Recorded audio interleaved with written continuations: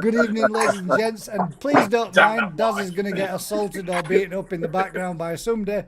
But welcome back to this week's GKP Live. Usual thing, guys, we'll be right back after this. Hi, everyone.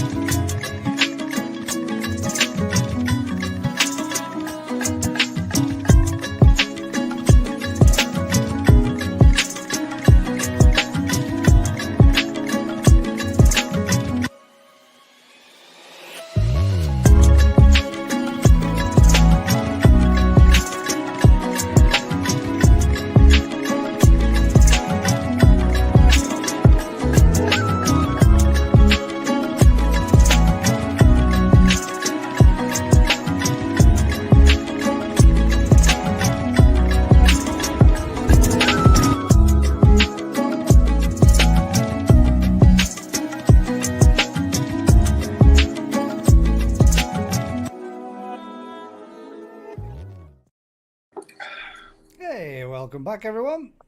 Evening, everyone. First of all, I would like to say to Elizabeth, and the next one will be Keith's Koi Haven and Sweet Koi Yo from Sweet Acre Koi Farm. Chris, happy Thanksgiving.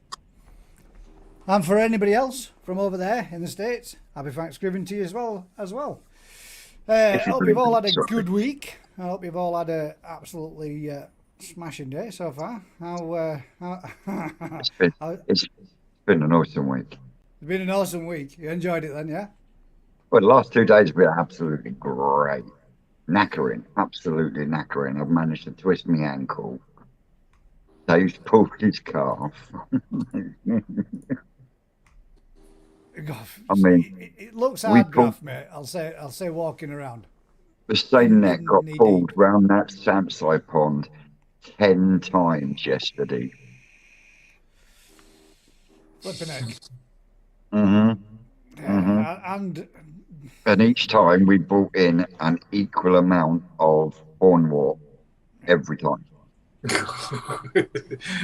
And honestly, Rick drained the last of it today, and even where Rick was at the standpipe, it was over his waist in silt, with about Wow. 8 to 10 inches of water above the silt, and we were still struggling to find those big Hietsuri Yeah. because they were in between the weed and the silt, and until you actually disturbed it, they didn't move.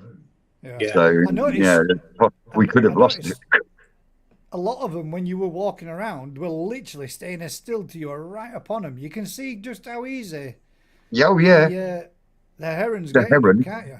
And like I say, I think it was over 8 or 9 of the Hietsuri had fresh heron damage on them.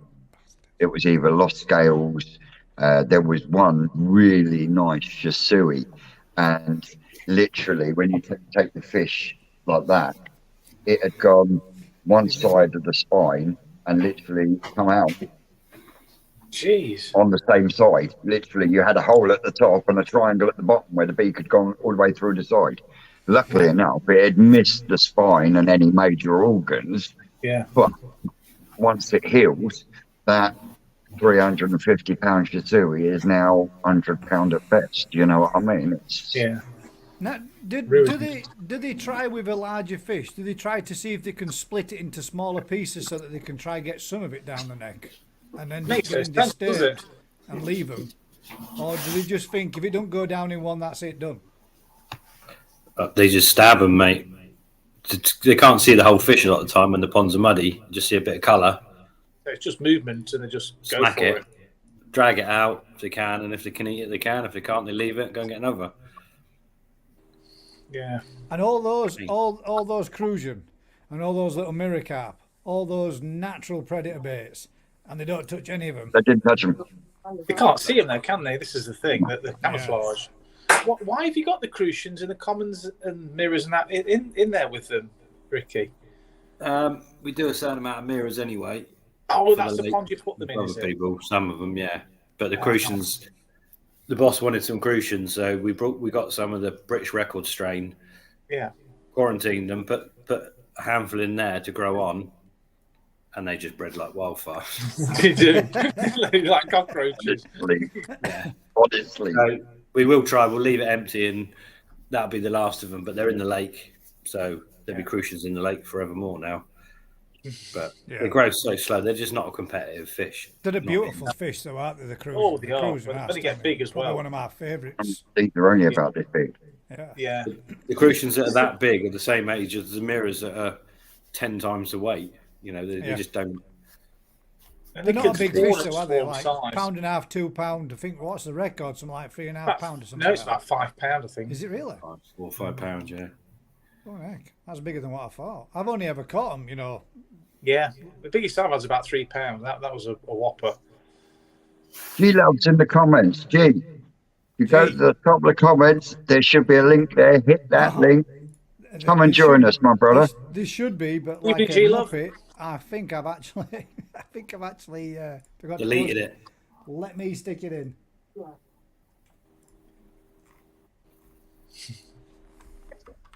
I was going to be And rude we'll then. go in there, Daz. Your event go all right Saturday? Oh, he's gone. Yeah. Yeah. Went well. It went that well. Great. Yeah. Way better than I expected. Yeah. Fantastic. Stuff. And it was Well, you very did, nice for wasn't Mr. Tate to come down to see him. Real surprise that was. Pleasant surprise. Yeah. But yeah, we had a Excellent. fantastic day. Yeah. That's what you want Thanks then. everyone that came. It looked like you had a good turnout as well, Mush, on the videos. Yeah, I couldn't believe it. I was absolutely gobsmacked with the amount of people that turned up. Yeah. So how many fish did you sell that weren't part of the growing show? Must have sold quite a few. I have no idea on numbers, but yeah, I've sold some small fish, some like 20, 25 cm fish as well. So yeah, I'm putting the slightest little dent in the fish though. They still looks just the same. We managed to offload the Oh, the monster Yes, grass. you did carp. manage to offload the grass carp, Yeah. didn't Got you? rid of that. Thank Yeah. you. That was a good swerve. That was. To be fair though, it gave itself up like it just floated up straight in that net, straight in, job done. Yeah, to the koi whisperer there. How you Crafty. doing? I actually completely forgot Later to than post me. a link there. So G-Love, there's a little link now that's posted at the top of the comments. If you click on there, mate, come in and join us, bud, and we'll follow their thing. I'll bring you in for when you get to backstage. It's We'll have a all full house. self-explanatory, mate. It tells you what you need to do. Good stuff. Well, Afternoon, we'll all. go through a few hellos and all that kind of stuff, and then we'll get on. Evening, Crafty. The evening. Evening does. He's Evening, on it. Chris. You open the shop yet, mate? On it, no, Saturday, I hope. You hope. It's a bomb site, mate, at the minute. There's so much going on. Everything Man. upside down. I seen post today. Can't do so and so. Oh, it was marine water and something else for concreting works. Yeah, around the back of the shop, we've had it all reconcreted out, so we've employed a bit more storage space as a result, rather than all the old gravel that was there. So, but I think we've done about 30 cubic ton in total today. Wow. Yeah, that's including the golf course as well. So That's a fair old load of concrete to move. Yeah. And Yeah, it is. I didn't have to. Question is though, Crafty, have you put the TV up or have you just fucking hidden it? No, right, no word of a lie. Right, Good evening, mate. I put it up and it fell off. For all those that don't know, Yeah. this is G Love from Colossal Koi. Evening, Another G-Love. channel, another YouTuber from over in the States. How you guys doing? Good Well, man. well, you. thanks. Look at Awesome. that. Look at that with a proper piano in background for backdrop. That's sweet, man. They don't stop working me, man. I told them what I had to do, but they was like, "Yo, man, can you do that and work too?"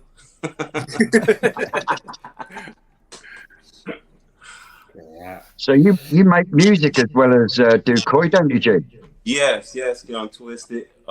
That's what I do. I produce hip hop artists. You do a do lot know of Vince is stuff. not young, don't you? Pardon? I say you do know Vince is not young. Oh, you know, that's just that's Sorry, sorry. How you doing, young Gaz, young I'm good, man, Diaz, you. young Ricky, young Crafty? See, I know all you guys. I look at all your channels. How's that pond doing, bud? Oh man, so far, the liquid rubber is doing what it's supposed to do. Thus far, we know after winter. Yeah. Whereabouts are you?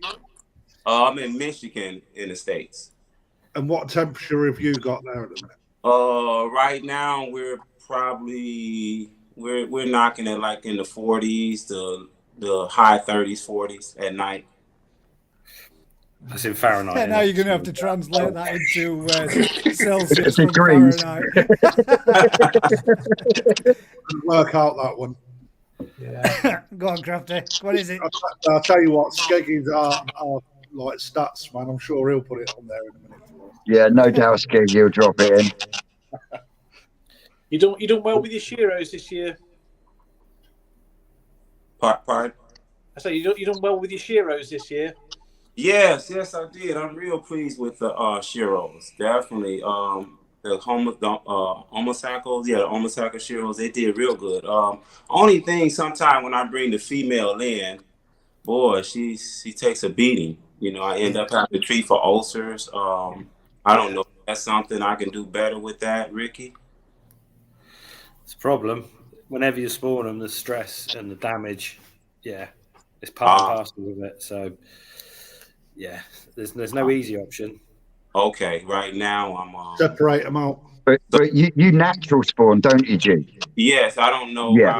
I've been watching Ricky do it, you and Ricky and the hoop houses and stuff do it. Just been taking notes. I don't know how to do it that way yet. Yeah. Yeah, I still do natural spawns, and I lose scales, and they do get battered. Oh yeah, the females do get a good beating. She gets beat up, so I don't know. Next year, I think I'm gonna give her a break. It must be crap being a female. They all get beat, doesn't it? They So do out of get all the smashed out of around the a lot, though, spawnings, don't they, bit males? Yeah. out of all the spawnings you've done this year, G, which ones would you say has been your most disappointing? The Kahaku, and I learned from watching Ricky's channel, New Forest Koi channel, that sometimes when you spawn for the first time, you don't get many, and maybe that's the cause of it. I'm not 100% sure, but the Kahakus, I try to spawn her, and I end up having to just kind of move those in a net and then start over. It wasn't enough to be valuable for that, for that kind of electricity and that time during the summer. Yeah. You get some like it.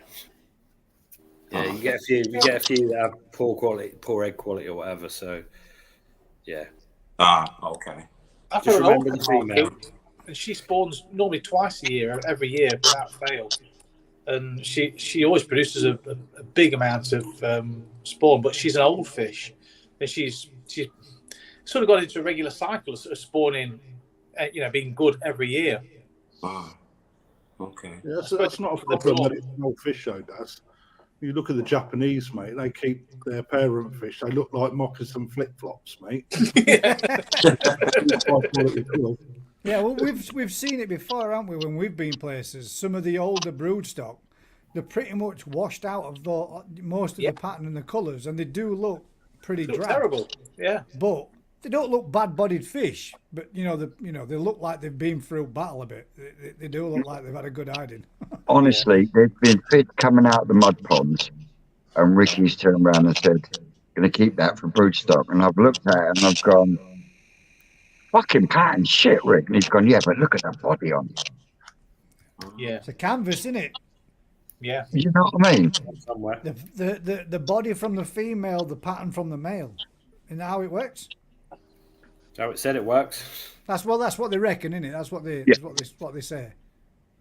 Yeah. Yeah.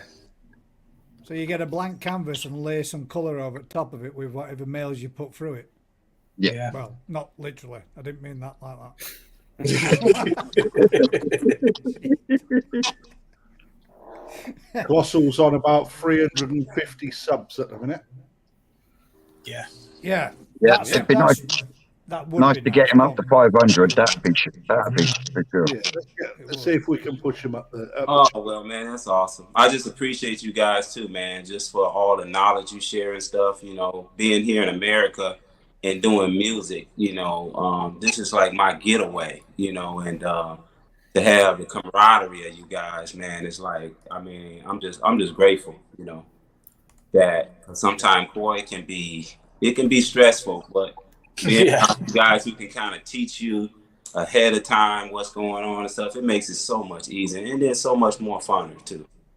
Yeah. 100%. Thank you guys. Colossal Koi's channel's just been dropped in the comments there, guys. If you could do us a huge favour. This gentleman definitely. Oh, Aaron's already posted it as well. This guy definitely needs. This should be well over 1,000. This guy's pond is 50,000 gallons. Yeah. I mean, that's a lake, man. That's not no garden pond. That's huge. What happened with the liquid rubber, with the first barrels? Oh, wow. It got delivered in the post, and we opened it up, and it was like it had already cured into like a rubbery in it. But those guys sorted me out. They the next couple days, they sent a new bag. I was buying it by the 50 gallon drums, weren't they? Yeah, drums. They were big ass drums you were rolling down into the bottom of there. I was thinking that myself. I was thinking, how are they going to get them in there? And then it went whoosh. That's how you get them in. Yep. And actually, I had one left, but that stuff is so expensive. You know what I did? Instead of putting it in the garage, I rolled it in the house. That's good stuff, though. It works well, doesn't it? Oh, wow. Thus far, guys, it's it's doing what it say on the tin. It just winter was always my problem. I could skim it, with some type of liquid rubber type. I'm not liquid rubber, but some type of cement-based sealer. and it'll be fine all summer. But once the winter gets in and it, it stretches and freezes over, then the next year I'm doing the same thing again, re-skimming. So after winter, we'll really see. But thus far, I mean, it's holding water, hasn't dropped, not even an inch. And this stuff is sort of like tar. Yeah, it looks Rubbery like You tar. put base. 3 Yeah. coats on, didn't you? Yes. How long did it take per coat to get Pardon? round? They say 24 hours, but and I had to do 4 coats of it. So I would But say it took almost 24 hours to paint the bloody thing, didn't it? yes. So it took like at least 2-3 days to cure to me because every 24 hours I was putting it on there, it wasn't totally curing, so it kind of scared me. I was like, wow, this is not, this is, I don't know what this is gonna do. But Yeah. once some time went by, then it really started hardening, and had that, that rubber feel. Yeah. Yeah. But It's respect to you for rubber. It's like a liner, but it sticks to the cement in some shape or form. Yeah. Did I notice right, or were they there originally? You know the area where you rolled them in? You put steps into there so you could step and walk down the side of the wall. Yeah, actually, my daughter made those. She used to, because my kids, they swim it, because every year since See, the pond over, since they had to do the pond over, they would swim in it until it turned green, so I could put fish in it. So my daughter was in the pond one day and she was like, "Dad, we need some steps." So I mixed up some cement and she actually started making those steps herself. Sweet. Play. And she's only like 12 years old. Because I've seen some of the stuff when you've harvested before.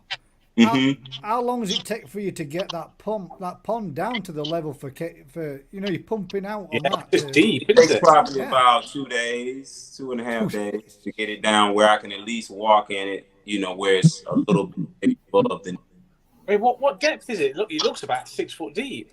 It's 7 foot deep. Wow. Yeah. Yeah, when I was first designing the pond, I had this book called Koi Kishi from Peter Wallington. Oh yeah. And I remember that guy was just a great kudos and bless that guy. But I ended up buying his book, and I bought his book through a company. So I guess he was a fellow musician, and he was very curious about the check I sent him because it had the record company on it. And so he contacted me and we started talking about the music, and I was telling him about the koi, and he basically kind of helped me with that design. He actually, the section around the island area, he wanted to make that shallow, like maybe 2 foot or something, and make it drop down because he was like, he got too much water. But I had already then excavated it, so it was like I didn't want to just throw dirt back in it. So Did you not have an earlier video where you had all the 360 diggers and the bobcats and everything in the yard clearing it all out? Have you removed that video? no, it's there. It's Still on there? my. Sweet. We're gonna have to watch that back. I've watched it first time, but I've been telling everybody. Well, I told Daz about it, so a couple of other friends. But we need to watch that through because man, that's one hell of a mission. That's one hell of a job. There's a lot of earth that gets moved on that. Oh, I mean, the amount of concrete you poured in. I mean, that was a mammoth effort. Oh man, stop. Just Stop, by hand and all. Daz, Mixed it was by hard. hand. Hand mix. I mean, I take my hat off to you. You know that mixer is still working. I use that same mixer that you guys seen me doing the restore of the koi. That's the same. The same one. You don't owe you That's anything, some, then. dedication is that. I don't know him yet. Yeah, guys. If none of you have checked out Colossal's channel, you really need to get yourselves over there. Yes. He is, well, I really love his content. I really enjoy watching it. How big are the tanks that you've got under the basement then? Because you've got a fair few in there, haven't you? You've got a holding tanks that you built the house or the indoor ponds. The indoor ponds. The filter house is fucking huge, man. That's bigger than my pond. And you say I've got too many ponds. One is about close to 3,000 gallons, and then I got the I think, wow, let me see, I think I got about 4 ponds downstairs. But the biggest one is about close to 3,000 gallons. Is that what you put your brood stock into then? Yes. Yeah, for winter period, yeah. And all the other tanks is just the fryer that I try to grow on. I mean, I just, I don't know. I just love koi, man. I get to get away from it. With the music industry, they very demanding when you're the producer. If it goes right, you get praised. If it doesn't go right, you get chopped up. Yeah. So with the koi being your getaway, and with the amount of fish that you produce, do you sell any as well? Well, my manager's got he jumped into the picture on that. My music manager. So he started coming over and seeing like how serious I was with the koi. So he started making websites, and so I can move some of them on. But really, my goal was just to I've never grown a fish to 80 centimeters. So I always wanted to, my goal is to breed a fish and get it to 80. That's why I wanted to ask Ricky, have he done that? Well, I'm sure he has, of course, but that's kind of one of my goals. But my manager, he kind of handles that other stuff with trying to move them on or whatever. But I really I do it for the love, to be honest. Because you do have a shop, don't you? You have your online shop. It's on your site, on your website, like that. Yeah, he put all that together. Tell him to answer the emails, mate. And it'll. I've been trying to get you on here for months. I'm sorry. I've been banging emails out there to that saying, "Come on, join us." I didn't know how to. I always watch you guys. I just didn't know how to get in. Until you put that link. You're welcome anytime, mate, as far as I'm concerned. Yeah. But thank you guys. I'm definitely appreciative of being here. I can't express that enough. Now's your I gotta time, give mate. all you guys the kudos, man. Twisted, man. I love you, man. This gentleman down here in the far corner opposite you, I think Rick's. Yeah. No, don't look like that. Don't look like that, Rick. He's pretty damn good with the Suris, mate. I know that's one of your favourites. I know that's Yeah, one of your my favourites. favorite Time fish. to pick some brains, mate. This is your Yep. time. Get your questions. Fire the going. questions at him, mate. Man, Ricky, I just want some of your fish, period, man. What I got to do, man? Do I got to come over there and stay with Twisted and come pick you up and sneak on the plane and get them back with me? Not easy. We can't ship them. I got you. I understand. Customs and all that kind of stuff. I understand. Yeah. But to be fair, the Japanese market, you've got that's where you need to go to get brood sold, don't you? Yeah. So you've already got the Shiros and whatever, but if you want to grow big fish, then Shiros probably isn't the easiest place to start. There's easier varieties to get big. What is it, more the Chags or something? Because I was gonna try that next year. Chags, Krashigoi, even Sankeys. You can get bigger bloodline Sankeys that are grown to 80 a lot easier than you will Shiros. Okay. There's only a few. Omasako is probably the only one that's even doing 80 centimeter Shiros, and it's rare beasts. You're starting with one of the hardest to try and get big. What's the biggest you've gotten one that you've bred Shiro wise? Probably about maybe 70 now, 75. It's around 70, 75. We've only just got parents big enough to go bigger. Because obviously our original Omasako parents weren't from the lines that were going to go beyond 65, 70 anyway. So the newer parents we've got from him obviously got bigger genetic potential, but it's such a small percentage of those offspring. It's really, really difficult.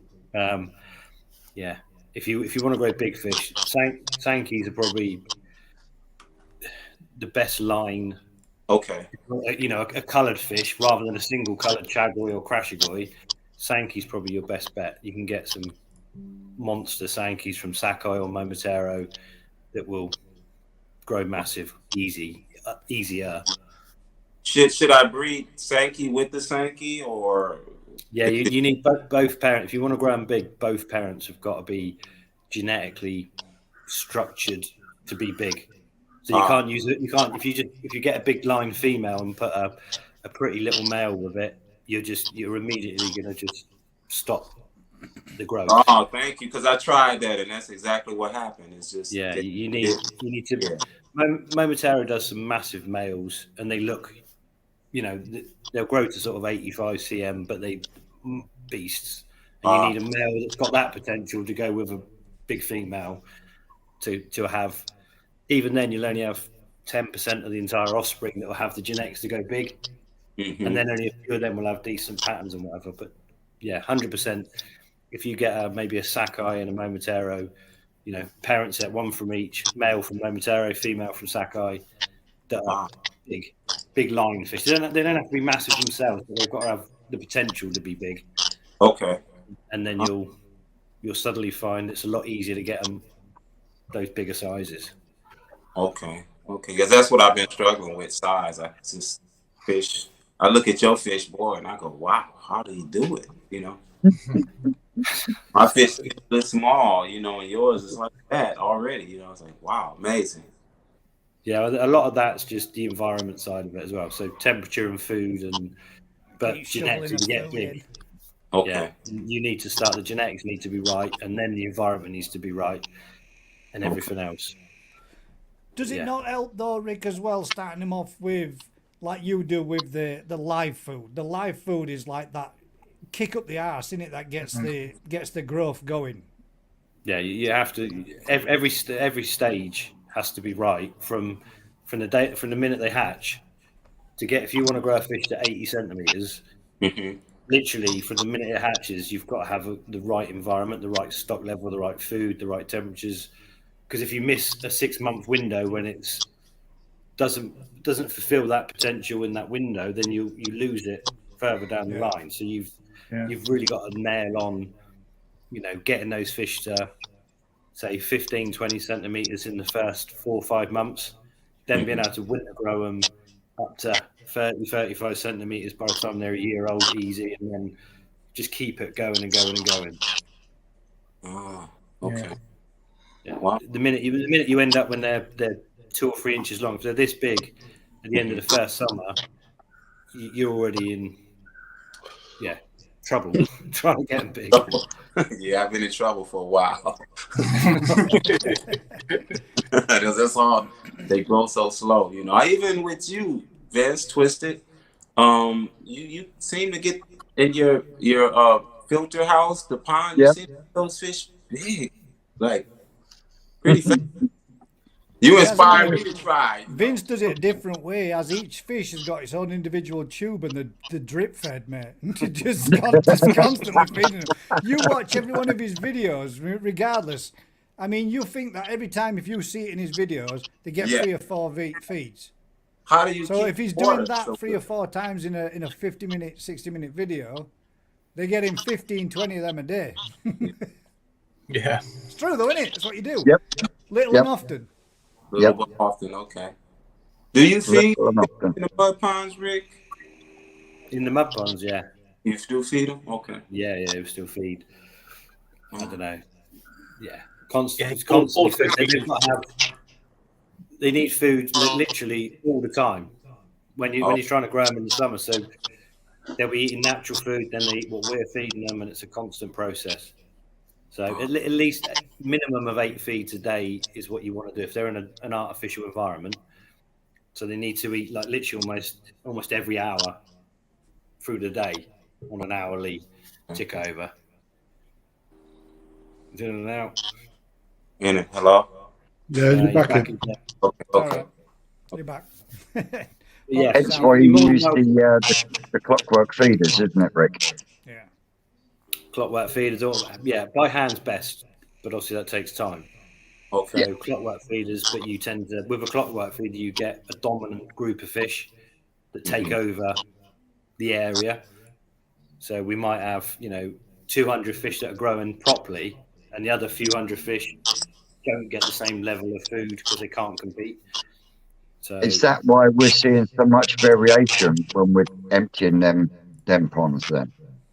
Yeah, on the clockwork feeders, you get one group that just totally, dominate. So that's why they need thinning down and splitting down. If you watch Ricky at Koi Wholesale, he's got a lot of information about obviously you need the numbers to have the competition, but then suddenly you need to be thinning them down so you can keep the same amount of food going in to less and less fish all the time, and you'll just get a constant process.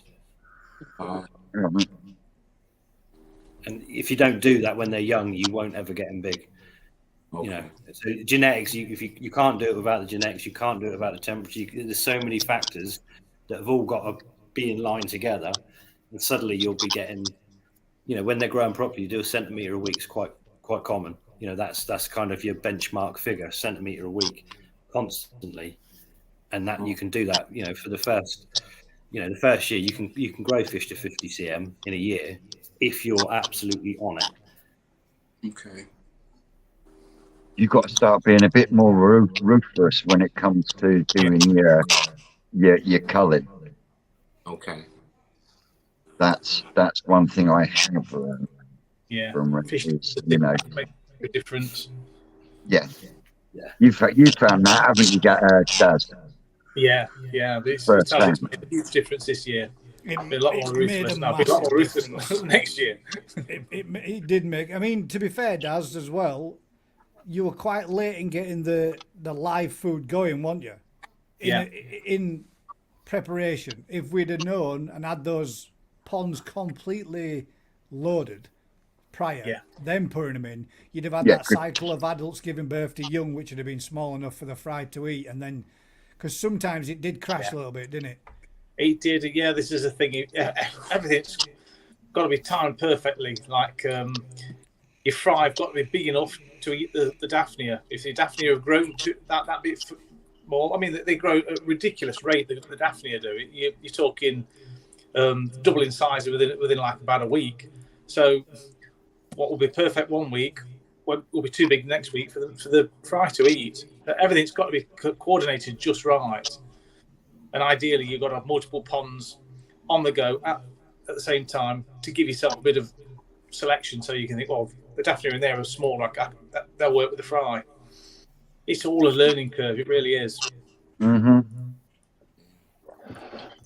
Crafty, do you ship fish to America? Your shop? No, we can't, mate. Need an export license right there, dude.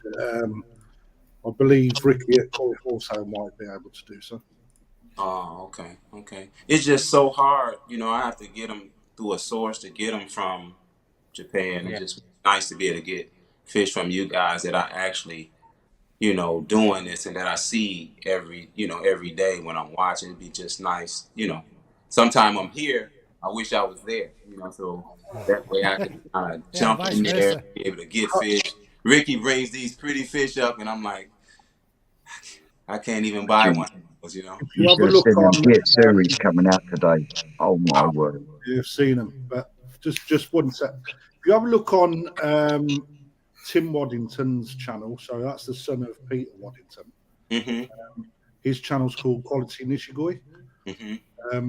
He is partnered up with an American stockist. Fitz's Fish Ponds. Yeah, Fitz. Yeah, what have you not tried? Yeah, Fitz. He will export anywhere in America, I believe. Mate. Ah, okay. Yeah, look, you will get proper. But see, is he the guy that does the ponds and stuff? Yeah, that's it. Yeah. Okay. So that's Peter Waddington's son now. Okay. Okay. So he's got a good eye, and he definitely knows what fish to be picking, mate. Okay. Fitz, his channel's called Fitz's Fish Ponds.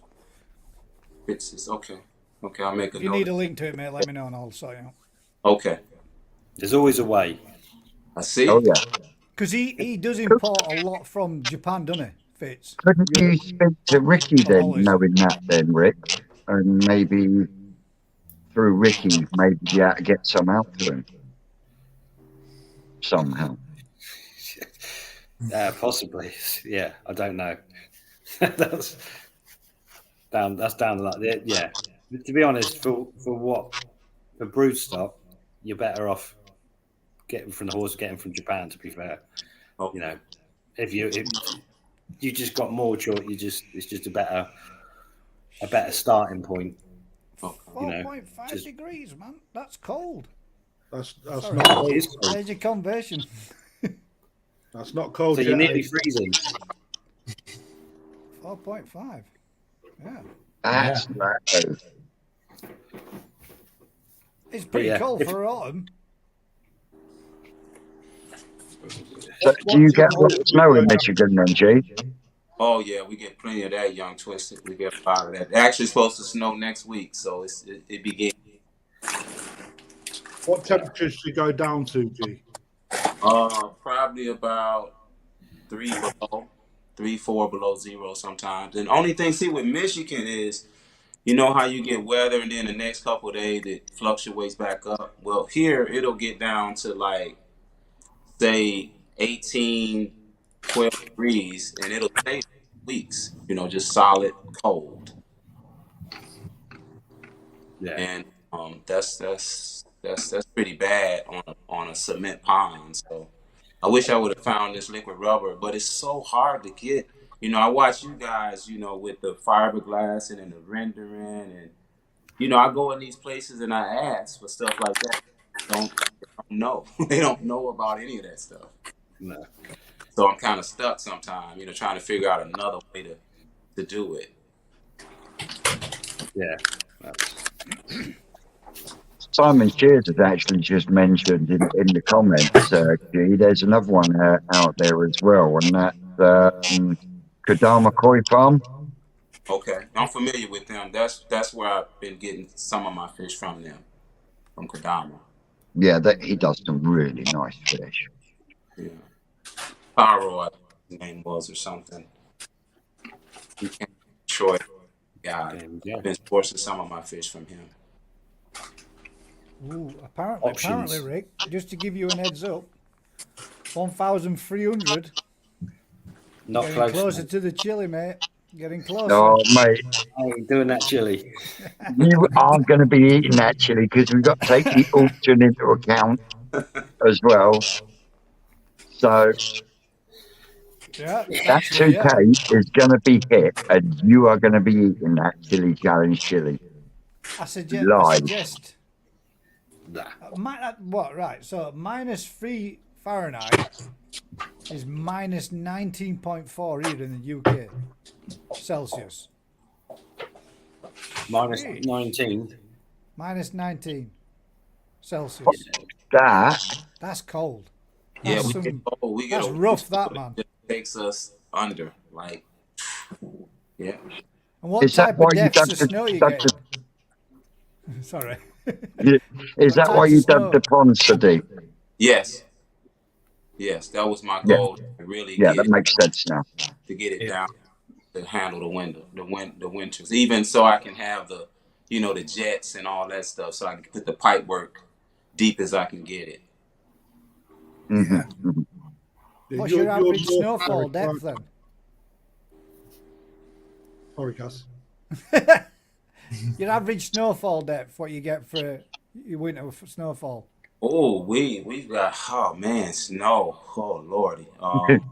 Sometimes we can get up to probably 2 foot of snow. That's not as much. Yeah. You're North America, G, yeah? Pardon? You're in the northeast. North, yeah. Yes. Yeah, so on the border of Ontario in Canada? Yes. Yeah. That's right by Detroit. Yeah. Close to Canada. Yeah. So I know Canada very well. Yeah. Okay. Yeah. So I'm right I across. know what it's like overnight. It turns from warm to cold, eh? Oh yeah, we had what 60, 65, 70 degrees. Then the next day, as you see, I did that short. It started snowing. Yeah, man. So, when I was in Alberta, in Canada, I was on exercise in Alberta in Canada with the horses, and it was very warm one day. We went to bed, and I woke up under 2 foot of snow. Like overnight, it just come down. It was fucking freezing. Wow, that's it, young Crafty. You've experienced it, because that's exactly what happens. Yeah. I was just trying to get an idea. So when you bring it, how many fishes do you bring in? A lot. I have like probably around 2,000 fish downstairs fried. Yeah. And then, you know, in the main pond downstairs, I have the parent koi. I have 15 oil coil in that 3,000 gallon tank. So He's got a 3,000 gallon tank in his basement that's the same size as my pond. yeah, most people's ponds over here are between Snooks. 2.5 to 5,000 gallon. Ah, is that right? Oh, okay. Yeah. Most hobbyists, yeah. I Okay. can put most of my house and my garden in your pond, mate. That's straight up, no lie. House, But garden, and the you pond. guys over there, you guys just really know how to keep fish, though, man. I mean, it's some people look at the stuff that I'm working with, and I just laugh. I go, man, these guys over in the UK, man, they serious. You know, I mean, the way you guys do filters, and you know, I mean, here's you can't even get a drum filter. No. that's right. Nah. Have you looked into Nexus? Because Nexus are quite readily available in the States. The Nexus, okay. I've even tried to get the is it the Easy The Pod? Easy Pods. Yeah, it's. I mean, I see them on Amazon, but to walk in a store and get them, it's tough. You know, they use the more of the garden ponds here with the liner and the big skimmer with the basket and the Yeah, and rocks the in the blocks and pond. all the rest of it. You know, and I was kind of more into what you guys are doing. Yeah. So kind of like they look at me like, okay, wait a minute. What are you asking for? So what filtration have you got for your big pond? The big pond, I got those 100-gallon vortexes. I got 4 of those. I got the B filter. I don't really run it to get it crystal clear. I kind of really, my goal now is to really, instead of keeping the big girls in there doing summer like I used to, I really just want to try to grow the fry. After watching Ricky and Twisted them, I really want to try to give a go at the fry. So, but I do have the 4 vortexes, 100 gallons with the brushes and the K1 media bubbling over with the Japanese matting. And then I have a B filter. I was thinking about retrofitting that and putting the micro K one in or something. Yep. And a shower filter, and that's basically it. And then I got a lot of circulation jets, like about 6 jets, just circulating water around it. And are you pump fed or you bottom drain? It's all gravity fed. Gravity. Okay. Hmm. Okay. I'll have a look through some of your videos. I've just been skimming as you've been talking. So. Okay. Yeah, I watch your videos, man. Is your daughter still into the she's koi? still knocking about, mate. She's got a bit older now, so she's more into boys than fish now. That's what happened. Yeah, I remember watching a video when I think the Rasta Koi guy was giving you guys a fish or something. See, I watched your video. Yeah, that fish is about 40 cm now. Lordy, it's looking good as well, eh? It's a show female. It's a female. She called it Chip. Chip. Was it a show? After Chip donating it to her, yeah. Yeah, I remember. I honestly watch you guys, and like I say, for sure, I'm definitely appreciative, even on this live talk with you guys, because it's like you guys definitely, for me, keep me going at it. You know, with the hobby, making it a lot easier, and I make a lot less mistakes. Before, there was no information, so I would just spend money on stuff that couldn't. You know, you read the stuff, and it'll say it'll do 1,000-gallon filter, and it's crap. I watch Young Twisted build a filter that does way more than that, you know, just by going to the Home Depot and buying some parts. So that's it. Yep. It doesn't have to be expensive. That's the beauty of the hobby. You can go from one extreme to another. Yes, you can. It's like for you like to spawn fish. That's not for me. Mm-hmm. I prefer the more conventional. It's all done for me, and I just join it all together.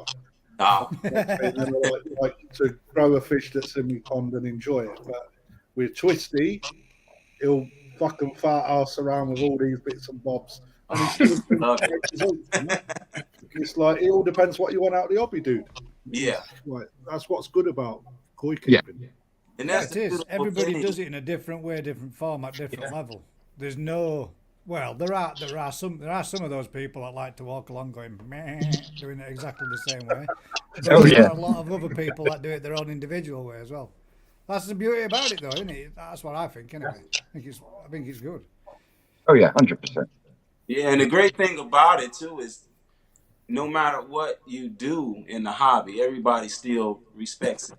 Just because I like breeding and Ricky like breeding doesn't mean twist or just dump on it. You know, you guys kind of share and help each other out with whatever venture. I see how you, Gas and Daz, how you help each other out, and you go over there and help the woman out. Vicky. Yeah. Yeah, I think that's awesome. We have a load of fun. It's That's what just it's all fun, about. isn't it? It's when you've not got nothing much to do yourself. There's always a project that somebody else has got to chip in with.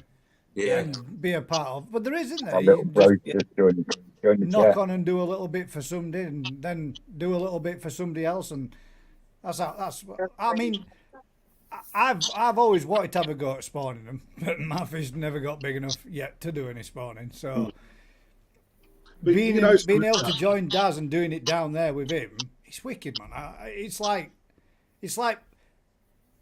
I mean, I'd love to be going down there to Rick's and seeing how all that lot's done, but it's so far for me to go. It's like 6 hours for me to get down there. But being able to stop off after an hour and a bit just at Daz's, and we can do it on a smaller scale and learn everything we can from Rick and put it into practice and have fun with it. We've loved it, haven't we, mate? It's been brilliant.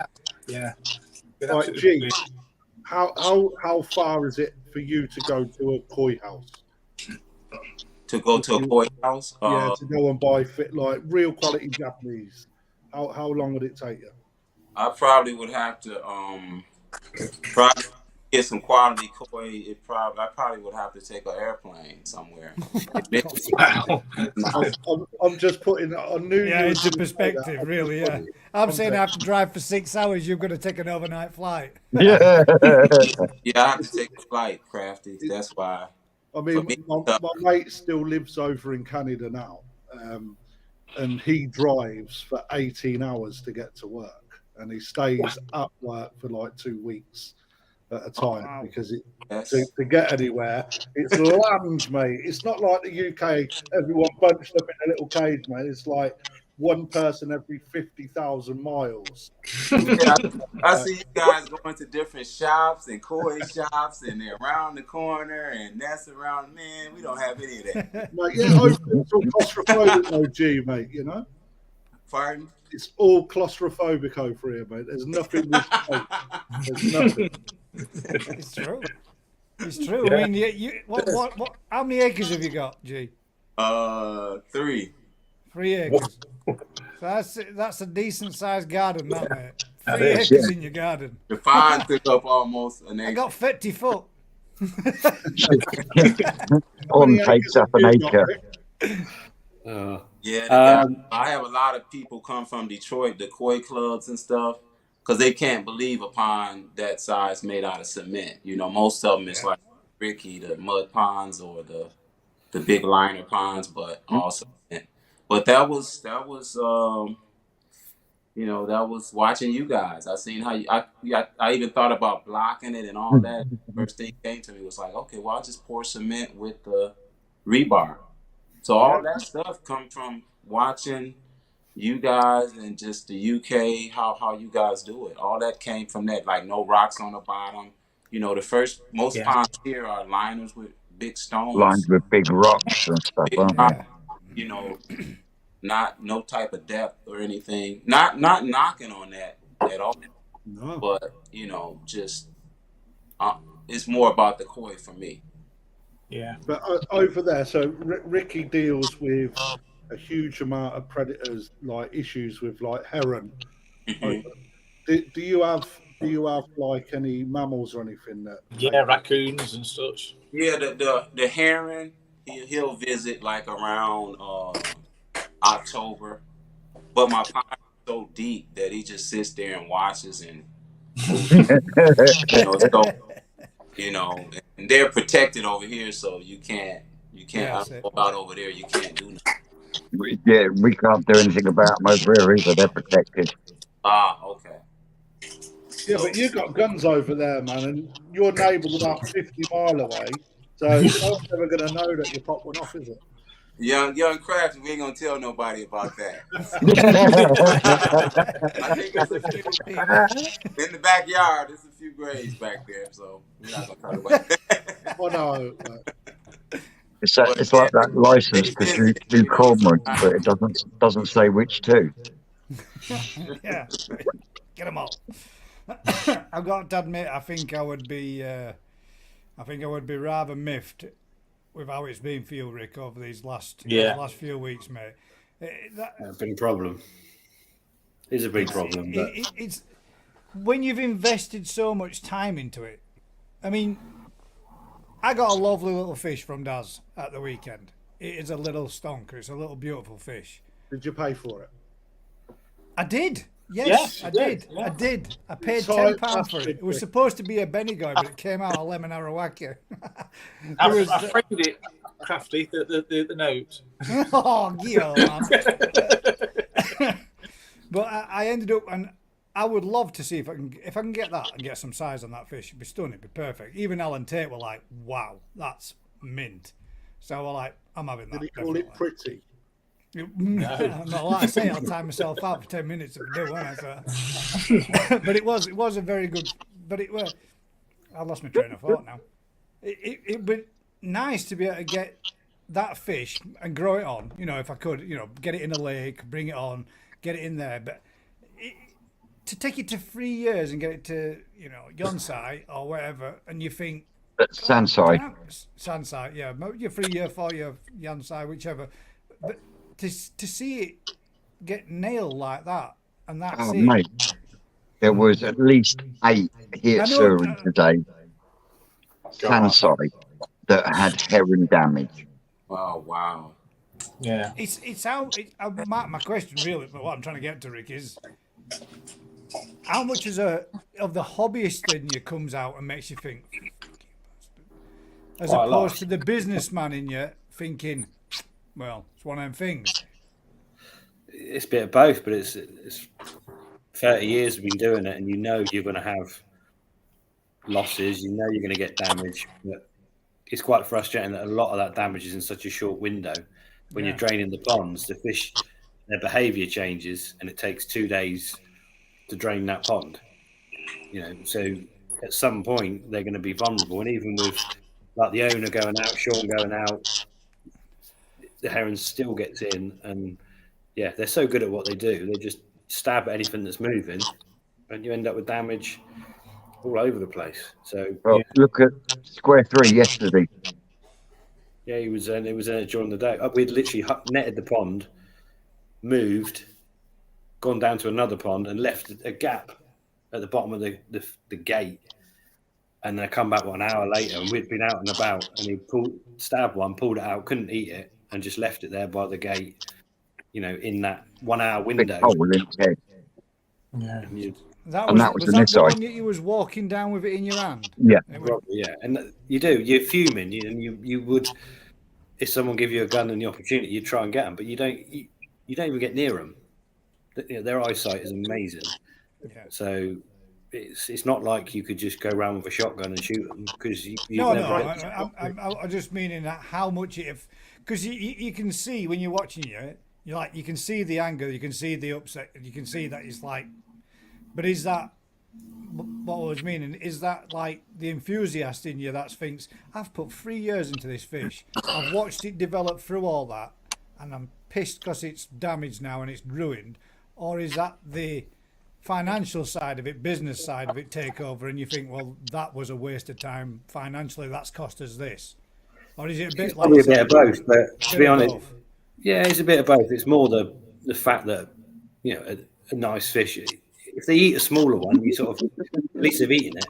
It's when they kill bigger ones or damage bigger ones that it's like, you're not even. There's no gain for anyone. Pointless. Yeah. The heron didn't get a meal, and the fish is, either got to be destroyed or it's just one of those. Yeah. So this is why we grow our better fish in facilities where they're safe, but you don't get. It costs a lot more to do. You don't get quite the same results. it's always a payoff. Do you risk putting them out into the mud ponds, or do you then, or if you think, well, that's just too good to go out and be risked, it stays inside. There's only limited room we've got inside. So, and then to be fair, even over the years, the amount of disasters we've had inside, human error or electrical error or crazy things that go on, so you keep your fish somewhere completely safe, only to killing yourself through, pumping the water out or deoxygenating them or doing something else. And you can guarantee the one thing you didn't think of that could possibly go wrong can go wrong. It can go wrong every time. Sickening to see it though, mate. Sickening to see what you're going through, and sickening to see that. I mean, I don't want to dwell on it, but you know what I mean. For somebody watching, you think. I mean, I've sent Vince many a message. Damn, Matt, God damn, let's camp out. Let's camp out. Let's get the little bastard. But I know you can. I've won quite a few march and shoots in the years. Yeah. So I'm a cracking shot, mate, and I'm wait. Can't advertise that one though. Wait, mate. It'll only cost you a beer. What about when we went to? I know I mentioned this, and I asked it in the live when you were actually live. But when we went to Poland, I know you've got the underpinning thing on your bankings kind of thing. But when we were over there in Poland, literally every 6 to 12 inch, they had some serious cordage going all the way across from one side of the lake to the other, and it were every foot all the way up, all the way across. So a bird couldn't come along physically. If they did, they'd get tangled up, or well, I would imagine bust a wing or whatever doing it, trying to get through. Yeah, we use the strings on the ponds. That stops the cormorants. Yeah, but the herons, the other one's a wading bird, isn't it? Herons they'll even land and walk back to the pond. Yeah, we get them land on ponds. We get them land on strings on net. The netting, we have more damage from the netted ponds with the herons than we do with the unnetted ponds, and that's part of the problem. Because as soon as you've got a net on a pond, the heron lands on it and he'll walk round and round on it till he finds an area where it starts to dip, and then they stab fish through the netting, and they still can't get them, but they'll still damage them. So, yeah, we used to have a much higher net over a lot of the ponds. Like almost telegraph poles are huge, like almost Avery, but in reverse. But then when the snow comes, it just wipes it out, absolutely destroys it. So you suddenly, the weight of the snow on the netting, it's just you can't shake it off. It just So it's just crash, broken poles. That's been known to pull ponds in, hasn't it? Yeah. So. Yeah, there's something you live with. It's predators. I mean, when the otter coming over with the broodstock that day, I mean that was probably the worst I'd seen. And there was a dozen broodstock led out, literally in a matter of hours on decking, just with a bit chewed out of each one, and it was like it led them out on purpose. Just that was your achiever stock, wasn't it? That was it was all sorts. Yeah. So that was a whole pond of broodstock. Luckily, there wasn't all the broodstock we had. It was just one pond. But that's still, you do what you can. So, you live with it. It's farming, isn't it? There's always going to be something there. The grass snakes are a problem. This year they haven't been a problem. Normally grass snakes are a big problem for us. For some reason we had no grass snakes this year.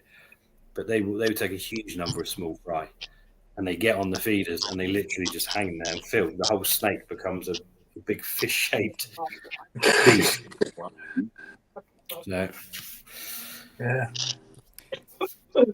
Tracy, the draw is being done on the 7th of December. It's throughout the evening. The exactly that KWTR. There we go. Look, we can't ship anything to America though, so don't go winning them. Gaz, have you seen Elizabeth R's comment? Not as of yet. No, I've been flicking down through them. I'll let you know, Colossal, as well. Present now, mate. You're up to 418. Oh wow, guys! Fucking giving you a bit of a lift, bud. Bit of a jump. Hopefully, you'll be getting some more comments and people watching your content for you as well, mate. That's right. We'll have you at 500 by Christmas. I remember when I first started the channel and I was watching the YouTube. And Young Twisted said my name, and my daughter was saying, she said, I think he just said your name. Dad, I said, no, he didn't. And I rewinded, and he did. And I said, wow. Thank you, man. I appreciate that. Yeah, I was Crafty's very first subscriber as well. Wow, man, you do a lot of good for the hobby, Young Twisted. Your heart is good, bro. We feel you over here. You must be my first subscriber. Good, Colossal as well, mate. Happy Thanksgiving, bud. I hope we haven't torn you away from the family. Elizabeth says hi from across the pond in Virginia, having family argument on Thanksgiving. Thanksgiving is overrated. My turkey isn't cooked yet. I'd rather be talking koi and ponds right now. I second that emotion, man. I'd rather be talking to you guys at this point.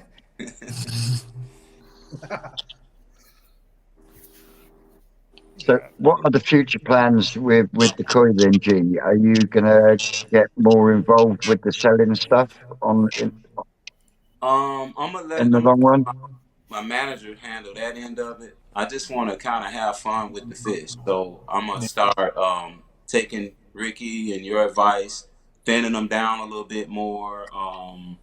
Like I said, it's so hard. Even to find those nets, Crafty, is hard. You know, the nets that you put under so you can bring the fish back in when they grow after a month. You know, you can kind of push them in and then start calling through them. Just stuff like I'm going to try to get my supplies up a little more and get more there. My focus is basically that goal I was telling you guys about, getting some to 80 centimeters. I'll do the chags, and I think I got a good male Sankey, so I'll work on trying to get maybe 2 or 3 more new fish brood stock, and I'll keep in mind what Ricky was saying when I'm buying them. Maybe some from Monotero or Sockeye Fish Farm or something. Yeah, you want to get them in. If you're not starting with a parent that's going to grow big, you're not going to grow big offspring. Yeah, so that makes a lot of sense. So I'll be heading down that walkway for sure. When you're selecting them through, mate, you're like Daz. When we watch some of your videos, we're like, okay, likes them all. That's the problem. It's hard. You can't like them all. You gotta thin them out. You gotta be harsh. You gotta be selective. Go through and get rid of them. And those ones that those ones that you don't particularly like as much, if you still want to grow them on, get yourself a couple more pools to grow them on in. But splitting your numbers down as Rick does, that's when you see the growth. I mean, when we went down to Rick's and we were there for that weekend and we had a bit of grading with him and what have you, we seen him take fish out of the Munger Pond tunnel, and those fish were, what would you reckon, Vince? 25, 30 They were 35. They were they were high 20s, early 30s, and they were 45, 50 plus when we harvested it. So within a matter of months, again, by thinning the numbers down, they almost, well, not almost, another 10 centimeters. Not so far off. 10, 15 cm on them again, and you think, wow. But when Rick said he thins the numbers down, he feeds the same rate, the same amount of food. So that amount of fish get the same amount of food, and the growth just becomes exponential. It's not just that; it's the filters that are used to processing that amount of food. No change in the environment, is it? So you can still keep hitting them hard and giving them as much.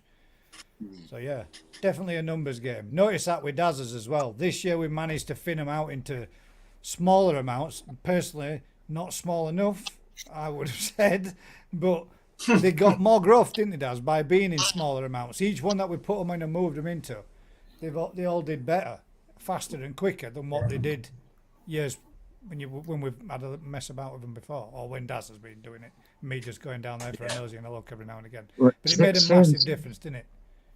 Since Sankeys have been mentioned a few times, I've got a question for you, G. How did your Sankey cross shower experiment go? I had a bit of with the Sumi was kind of spotted. The fish grew big, like Ricky said. I always wonder too why that Sankey, just the babies are so much bigger and so, in such a short time. But I think now I know I need a good male for it, because even when I did that, the Sumi is spotted. It's just, it's not. It's just all over the place. Seem like, with the Sumi messy fish. So the pattern went to shit.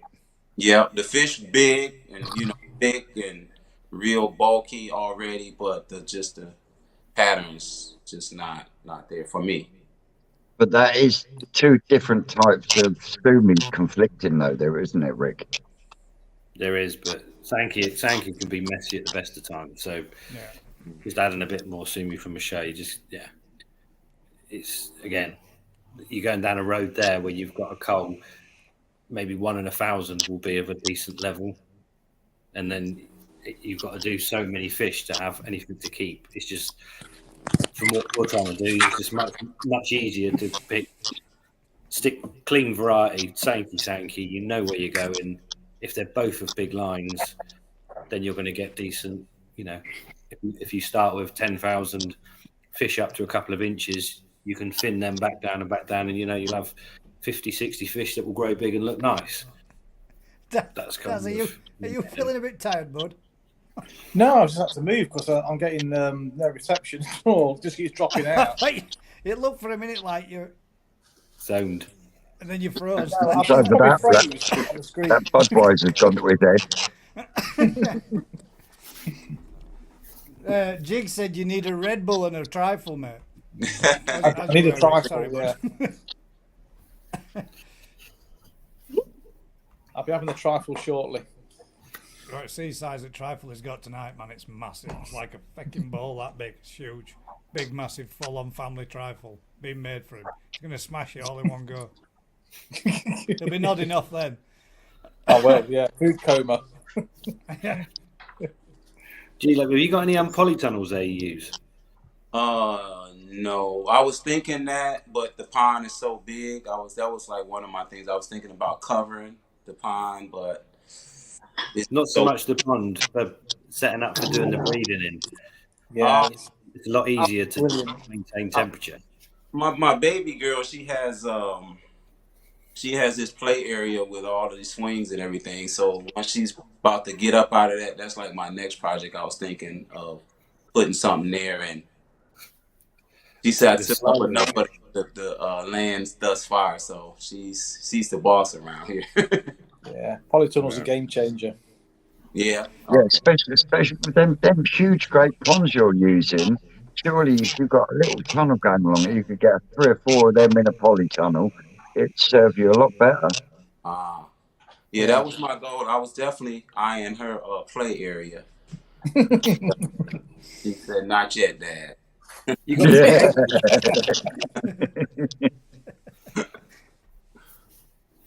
But yeah, I couldn't recommend it. Polytunnel's amazing because you gain heat when you want it, but you can easily open doors or shade if you don't need the heat in the summer. Yeah. But yeah, for spawning, for rear and fry, you can just nail the temperature you want. So much easier, so much less cost, and yeah, you can just easy. All you need is half an hour sunshine, and that's it. It's just instantly. It's up to high 20s, isn't it? Even this time of year. Wow. Okay. Yeah, that's definitely. Get yourself an air source heat pump and put that inside the tunnel. Mm. Yeah, for growing them. That's different mode. But Crafty, one from him. Inline heat pumps work. I tried to get my head over there. Those heat pumps. Air source heat pumps. Air source. Yeah. How does that actually heat the water? I just never knew. It takes the ambient air temperature and converts it into heat and warms the water that's inside the pipe that runs through like a radiator system and then returns it back to the pond, I believe. A back to front fridge. Yeah, it's like a back to front fridge. So it basically the heat compresses gases inside to create the heat. So you go through compression and so you're generating heat, and it pumps out cold air, and your warm water comes out. So you basically exchanging heat. So you got cold air coming out one end and warm water coming out the other end. So you use gas to run them, or is it just? So they got gases like your fridge and your freezer. So they compress the gas, and it goes as it changes from gas to liquid. It generates heat, and also you get that you can use it. So they run at about 7 to 1, maybe, give or take. So for every kilowatt of energy you put in, you get 7 kilowatts of heat back out. Oh, okay. Yeah, as Skeggy says there, basically an air conditioner in reverse. Okay. Okay. Oh. So there we go. They're worth having. Yeah, especially for what you're doing and what you want to do with your spawning and everything, because then you can then maintain a consistency of temperature above across the board. You see what I mean? Especially if it's inside like a polytunnel. Okay. Yeah, work on a thermostat, you see.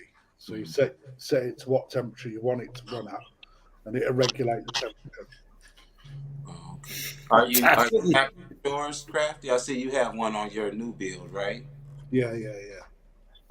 They're well worth it, mate. It's so Ricky Stoddart a couple of years ago stated like the best investment for any pond is heat. You know, and that's that I would back that 100%. Even small garden ponds, like very small in comparison to what you've got, it's worth having a heater on, because being in the trade now, without heat, just healing fish is a ball ache.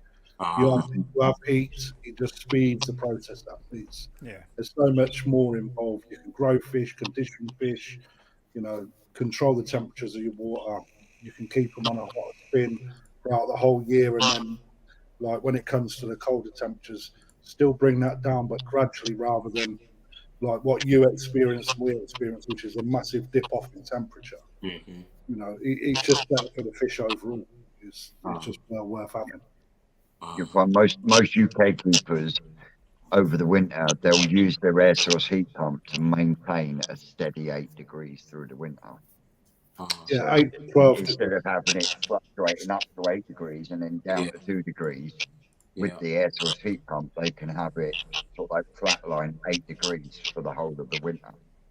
And it costs a lot of money. Okay. It does cost, but it's the cheapest way to do it. Okay. What's the greatest temperature to have the koi at for growing in the winter? What's a good temperature? Well, you don't really want to concentrate at growing in the winter. You still use, so there's nothing wrong. You can have your pond at 24 degrees all the way through the year if you want, but you're only going to damage your fish overall for doing it. It's not worth it. So you think they need a period of no feeding, or not necessarily no feeding? You don't have to, although some people would swear by that. Okay. What you do, like what Twisty was saying, is in the winter you can prolong your growing season by keeping the heat at, between 22 and 24. Okay. Bring it down to 18 to do a bit more conditioning, but then you can keep that 18 rather than having temperatures of 10 degrees or whatever, and then 6 degrees and 4 degrees. You can keep it, maintain it for 18 degrees, and then drop it off down to 12 gradually. So you've got a longer growing season, and what that will do, it will help. It will give your fish that rest, but it will also help in developing with digestion, with the growth. Because when the temperature comes down, that's when you'll tend to see the fish start bodying up. And things like stoomy development and things that there's a lot to do with development when you come off with the temperature. I always thought it was the case that in the dormant period, when they go into torpor, so to speak, that's when the colour's repairing and regenerating from the body's growth that it's put on throughout the winter, through the summer months, and allowing the development to come back and the colour come back and the sumi and the benny to. You can still push back that out. You can still push that when you bring the temperatures down, Gaz. You're just not putting them into that deep freeze, and you're not going to start losing the body if that's what you're doing. It all depends what you want to achieve. There's nothing wrong with just having it natural. I've done it for years and years. But what you'll find is that the body that you put on will slowly deteriorate. Yeah, because that's the body that they put on is a natural source to carry them through that period, isn't it? Yeah. But you were saying rather than them carrying through the winter with that body fat, so to speak, you keep that up so they maintain that body fat and still develop growth then. Yes, yeah. So it's more about all of those things that you were saying. it repairs it, but the fish is still maintaining its size. It's still good for its skin, etc., etc. And you take it out of that danger period with a parasite as well. You know, it's a little bit more active. You don't have to lob loads of food in, but they're more active, and you keep them ticking over by a little bit more food. And you don't have to go on to winter food either. There's certain temperature ranges where you can hit a balance. You know. Yeah, to be fair, you have your pond so big, you're just going natural, mate. Yeah. Yeah. Yeah. It's like trying to heat the oceans.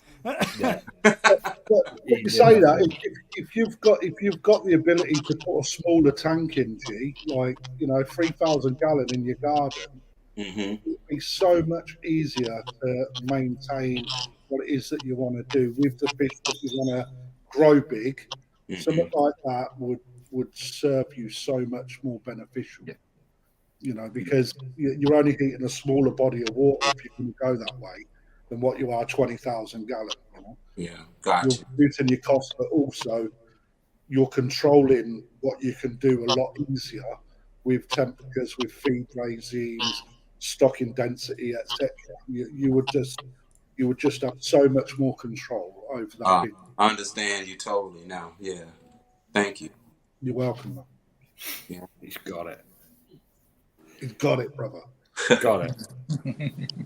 Rick, I had a question for you.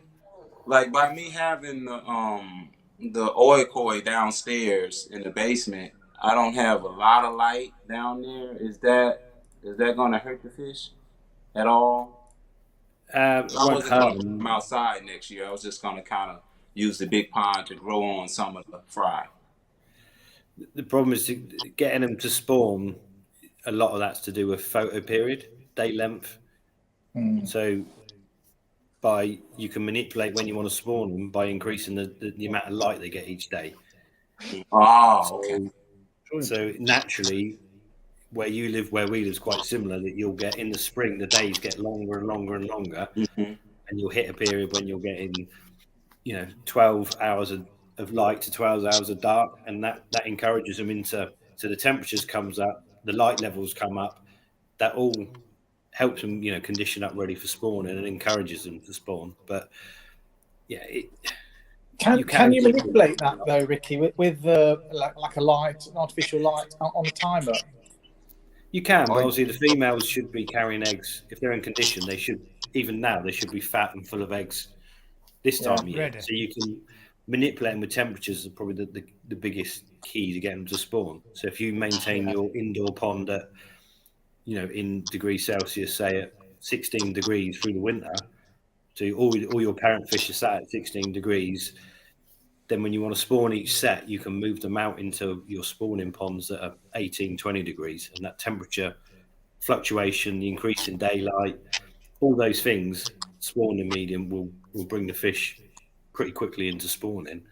So you can pick and choose. So you can just, take your Shiro parent set out, spawn them, take your Sankeys out 2 weeks later, and do the same thing. And you can then do 5, 6, 7 spawnings in a season when you want to do each step. So you're in control of what you want to achieve. But the lack of light, they won't look great. That's the problem. The parents will start to look pretty insipid if they're in a dark environment. That's what, because I have timers on the lights and all of that stuff. I just was wondering, by me keeping them in for next year's spawn and just keeping them inside. Well, after I spawn them, I bring them back in. But I was just wondering, is that anything health-wise would that hurt the fish from just being? Because normally I used to take them outside and just let them stay outside in the big pond all summer. But my goal now is to use the big pond to try to grow some of the fry. And I was just wondering, by just keeping the parents in for such a, for a few years, I spawn them and I bring them back in, but most of their time is inside. With that, you'll get away with it as long as the water quality is all right. If you find that the nitrates and stuff, if the water becomes quite tired, you'll have problems with the egg quality. So that's the hardest thing. The males are easier, but the females can be a problem. Even I have the water quality, and I keep the temperature at about 20, 19, I think it is. It's about 20 right now degrees down there now. I guess you guys temperature range We about. use centigrade. Centigrade, yeah. Yeah. Okay, Yeah, yeah. so it's there, and I keep the water quality. I got good filters downstairs. I was just wondering, health wise, is it healthy to have the fish inside, for a few years like that? I just was wondering. As long as you can keep the water right, you will find that naturally, if you take them out to spawn and they do damage themselves, they won't heal up as fast inside without natural light, because the Yeah, UV that's what light I'm will having. help them and stuff. So there's pros and cons to it. Inside, you can keep a closer eye on them. You'll be able to see what you do. So you shouldn't do them in long term as long as you can keep the water good. And obviously, the food, they're only getting the food you're giving them inside. There's no natural food, whereas outside they'd be getting natural food, Right. Okay. as well as what you feed them. So yeah. What about UV qualities, Rick? If you're constantly indoors, I see at the shop that Benny and Spoonie can really drop off without UV rays. So, yeah, but that's if they're parent fish, it doesn't really matter, does it? okay. Genetically, it doesn't matter if the parent fish don't look great, as long as the genetics of them are good. You're not really from that point, but they do need a certain amount of UV, and there's certain vitamins that they need. You get naturally from sunlight, certainly as we do. So I would give them some time, if you can, give them the summer outside, whether it's in a smaller pond that you've got for them. So you could take them out, spawn them, keep them outside for a period before you bring them back in, so they get slightly different environments. Just okay.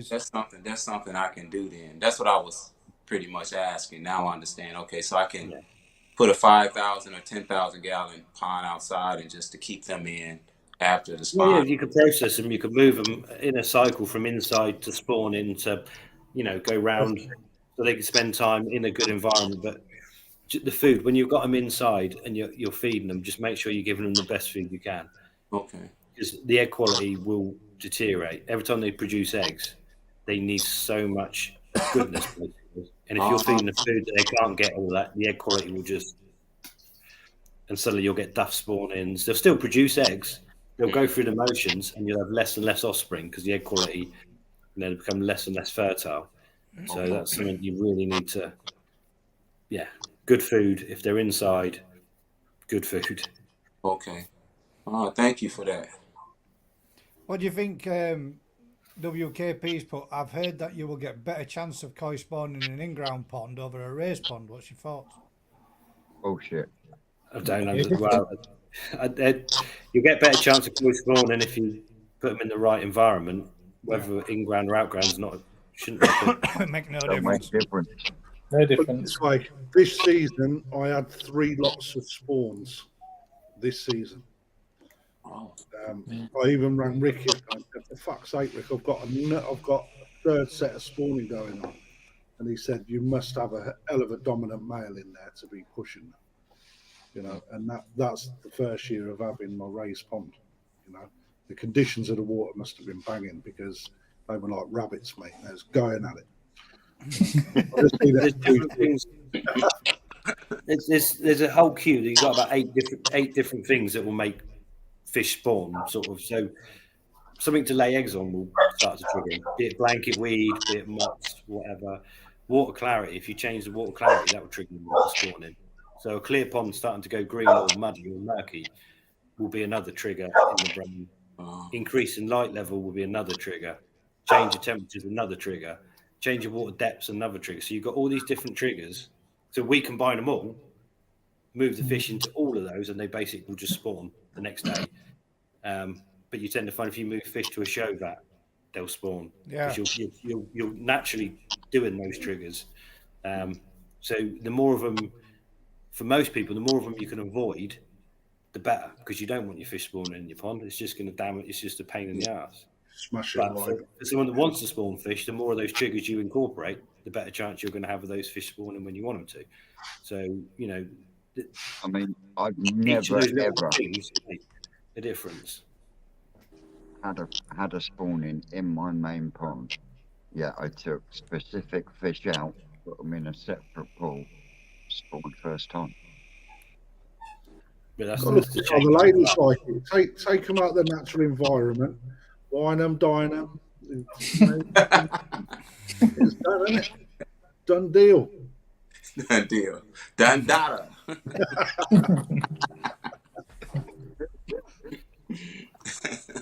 Right, well, we'll get into a couple of the questions that we've had come through then, and we'll get then moving to a couple of them and see what you can have your input on them as well, Colossal, see what you think. Well, first one actually is from Tony Barker. Not a question, but a few weeks ago, a kahaku was judged first by Alan and Crafty, donated a Perfect Aquatics gift card. Went to Perfect Aquatics last week to collect, and it was worth £25. So I'd just like to say to Crafty from Perfect Aquatics, thank you very much for the kind gesture, mate. So Yeah, there you welcome. go, mate. There's a first little one back for you. Tony Barker, how's my Sankey? Tony Barker was the kahakus they were mint then, weren't they? They were good. He's got my Sankey as well, didn't he? He has got your Sankey too, yeah. Oh, is that the guy, Rick? Is it? Yeah. It is, yeah. I should have given him 50 quid.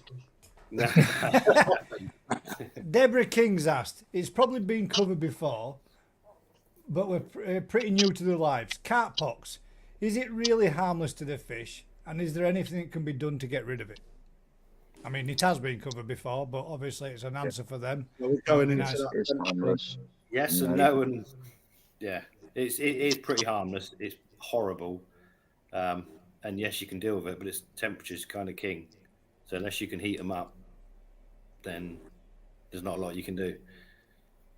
The temperature, and Bloody it's ugly herpes as well. virus, isn't it? Yeah. So I mean, there's certain things you can do, especially if it gets. I can't say what I want to say on here, but there's certain things you can do. If it gets too bad, ugly, and starts to look really quite pink around the base, then look You at always putting flick it on some the head. sort of treatment on it. Yeah. No. Sorry. You can I don't take know, to be fair, Virkon should have an effect on it, being Yes, antiviral. Yeah. It I've would, never- but you won't find that it won't heal the fish. It will just subside how aggressive the carp pox virus is. You know, I've had very good results by doing exactly what Rick has said in the past, and not some so good results. It's how the fish is able to cope with a virus, a little bit like us with colds. Some people will go down harder than others. What you may find, especially on a younger fish, you'll see that it carries the carp pox quite heavily when it's in a tozai period. But as it then grows through, 2 years, 3 years, you may actually find that carp pox disappears, never to be seen again, because it's built up an immunity to it. But some of the weaker fish will never shake it, even in the warmer waters. I've got a Saragoi in my pond. I've left it in there all summer, even in heated water, and it's still there. So Yeah, my Chiba got real bad. Real The bad. herpes virus, catch herpes, you carry that shit around like luggage. But it's with you for the rest of your life until your body builds up an immune system to be able to fight it off, doesn't it? To stop the actual telltale signs of it. It's Like a thing that cold they normally sores. mature out of, in it normally. If It's like coleslaws on human. yeah, exactly, yeah, same thing. Yeah. I've seen Yeah, Vince with loads panic going around about his it, lips. basically. Don't panic. If your immune system becomes a little bit lower, and you get a cold, sometimes some people come out with a cold sore, don't they? Same thing. So Well, it's considering I have to take an injection once a week, that lowers my immune system. That's a good excuse. It's not surprising It's a good because idea. I've That actually is a got an good excuse. overactive immune system. Mate, So that's I overactive have a imagination, I have isn't a ya? biological injection once a week. You think I'm joking, don't you? No, I don't, No, we mate, don't, no. mate. I just think it's brilliant. It's like, You've seen, yeah. mate. That'll sort you right out.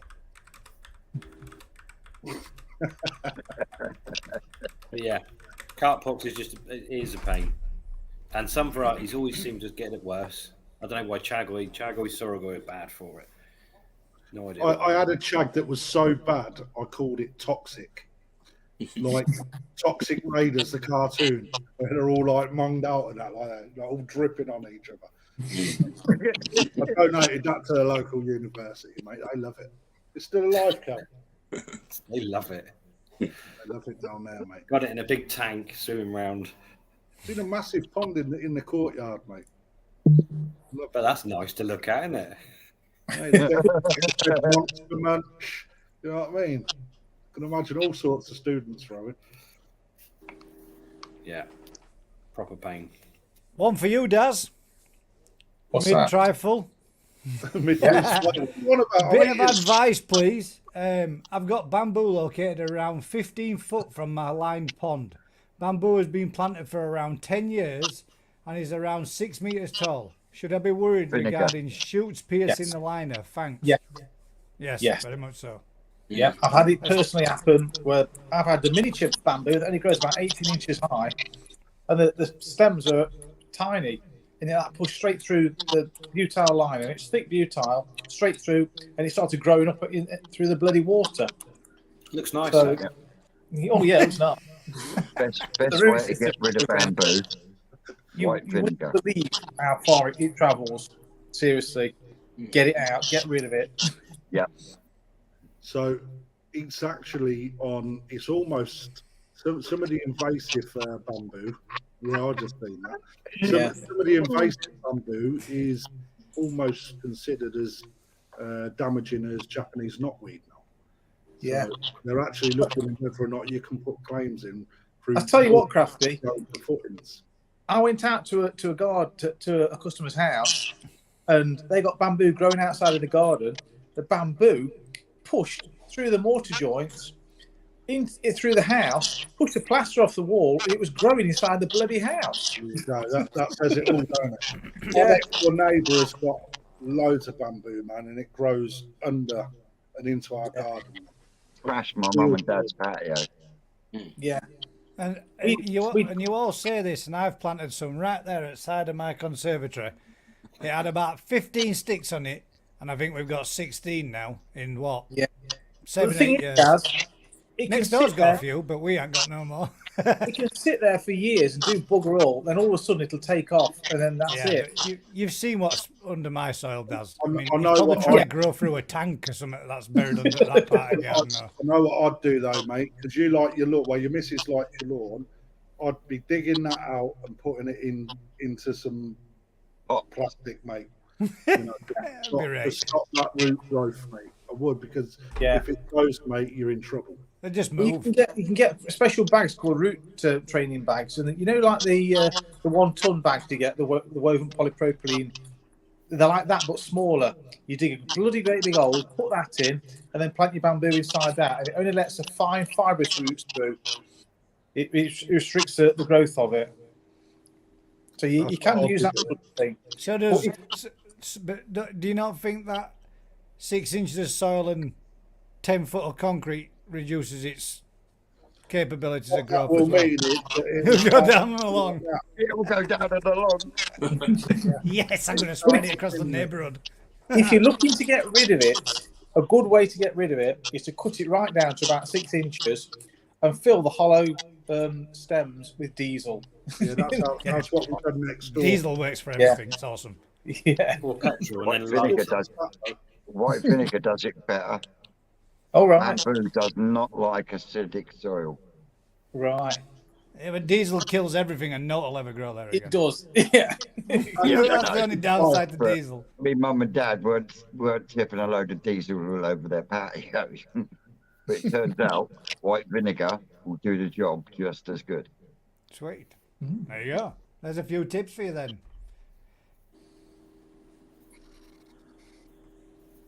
What's next? Oh, this one again from Nick, mate. I've recently had glass jump guards fitted and wanted to get rid of the net. Just after some advice regards cleaning the glass, just wondering if your standard glass cleaner was safe to use near the water. Thanks in advance. If it was me, mate, I'd just use water. I mean, you're not really going to get that much stuff on them other than what you would do your normal windows. I would Water try to avoid squidgy. any chemicals being near or close to your pond. I mean, the glass on my pond, I just use a swimming pool brush and then squidgy it, and then I take the pond water for the outside to give Swill it a it swim, down. and then squidgy Yeah. it off. Yeah, squidge it off. Yeah, so use your own pond water. That way, then you know you're not going to have any risk of any form of chemicals going in. Not that 6-inch jump guards really do a great deal. Don't really stop jumping.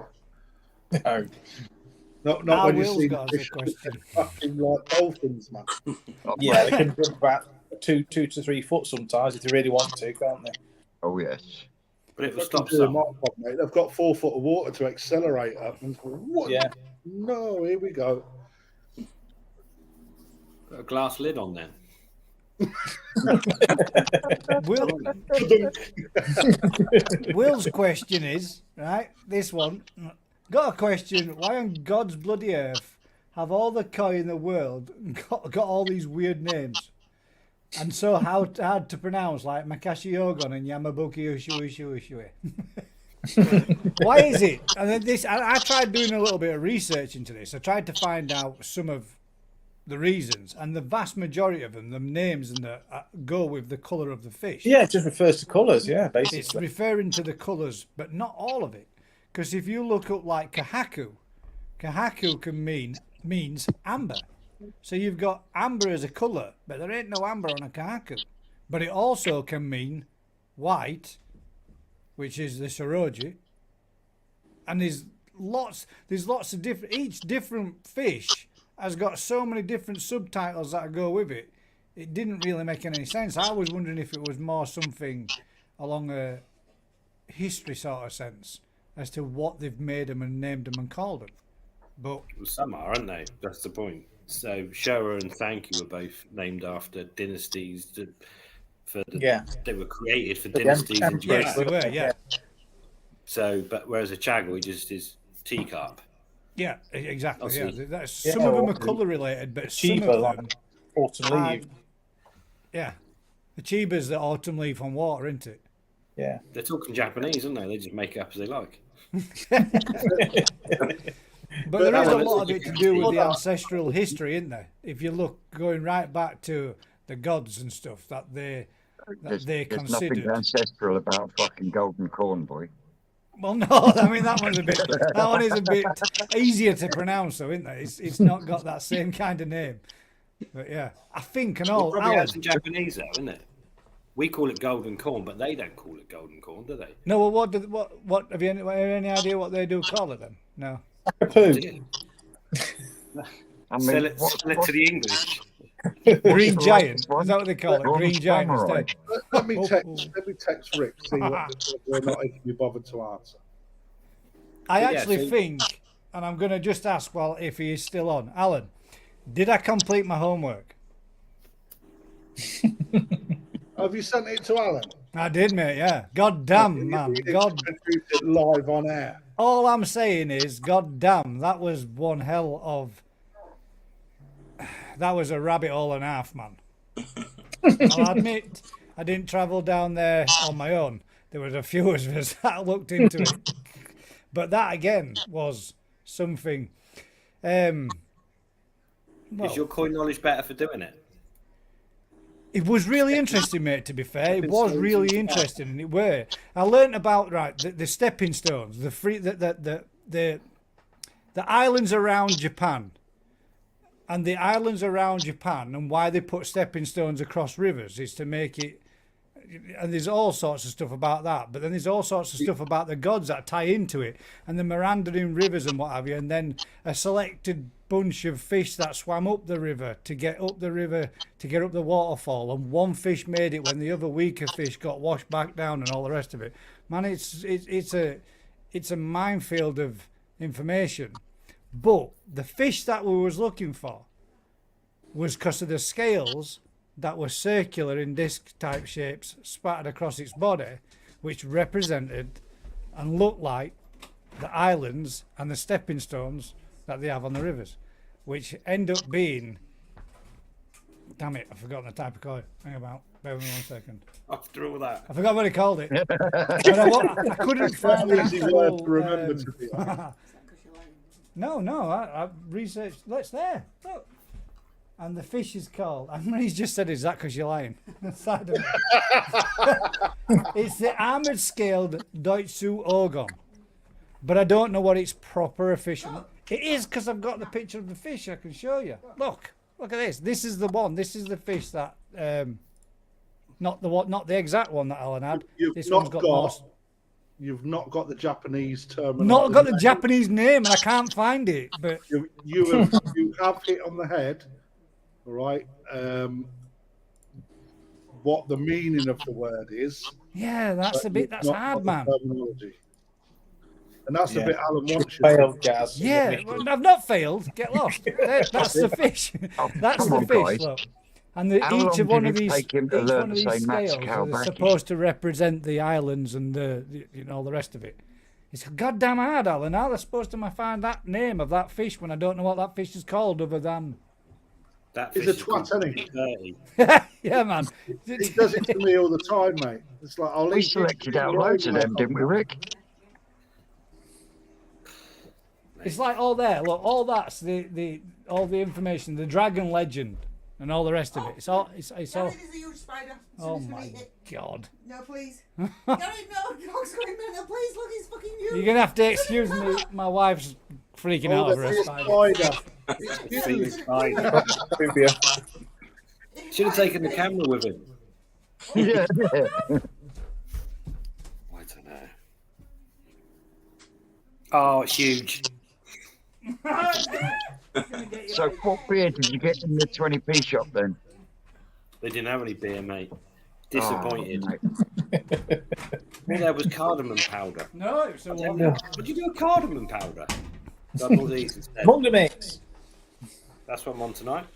Sorry about that. My wife freaked out. You all heard her swearing live on air because of a spider. Good beer. Did you use gloves? Did I use gloves? Yeah. It weren't that horrible then, mate, was it? No, I mean, Didn't have a bone through its nose or spiders don't bother me. I'm not bothered by them. But the bit with spiders with me is when they're on you, and then you think, huh, that little shiver you get afterwards. It just if you find one on you and you find it's been crawling around you from a decent size, or you walk into a cobweb, it makes you shiver a little bit. But I don't mind picking them up and putting them out. Don't bother. But dog, we can eat that then. He's told that dog's weird, man. It's not right. Mike, that dog's not right. It's crazy. Feeding, Gaz. Yeah. It was just about to start rolling on it. He gets hold of him, he chews them up, spits them out, then rolls around on them. Yeah. Well, our dog rolls around on worms, on earthworms. It's food to them, mate, isn't it? Yeah. My Jig says, "Cheers, Gaz. That's my dreams haunted tonight." You not found another one? I want the torch. Where's the torch? Ted had it. Oh, Ted will have had it's gone, isn't it? Oh, what's he doing? Unlike Salem today, who was in the middle of the mud pond just tearing chunks out of the fucking bulrushes. Right, G, I've got to ask this, man. Can you tinkle them ivories behind you? Pardon? Can you tinkle the ivories behind you? Can you play us a tune? Yes. About 5 or 6 people have asked. Of course you can.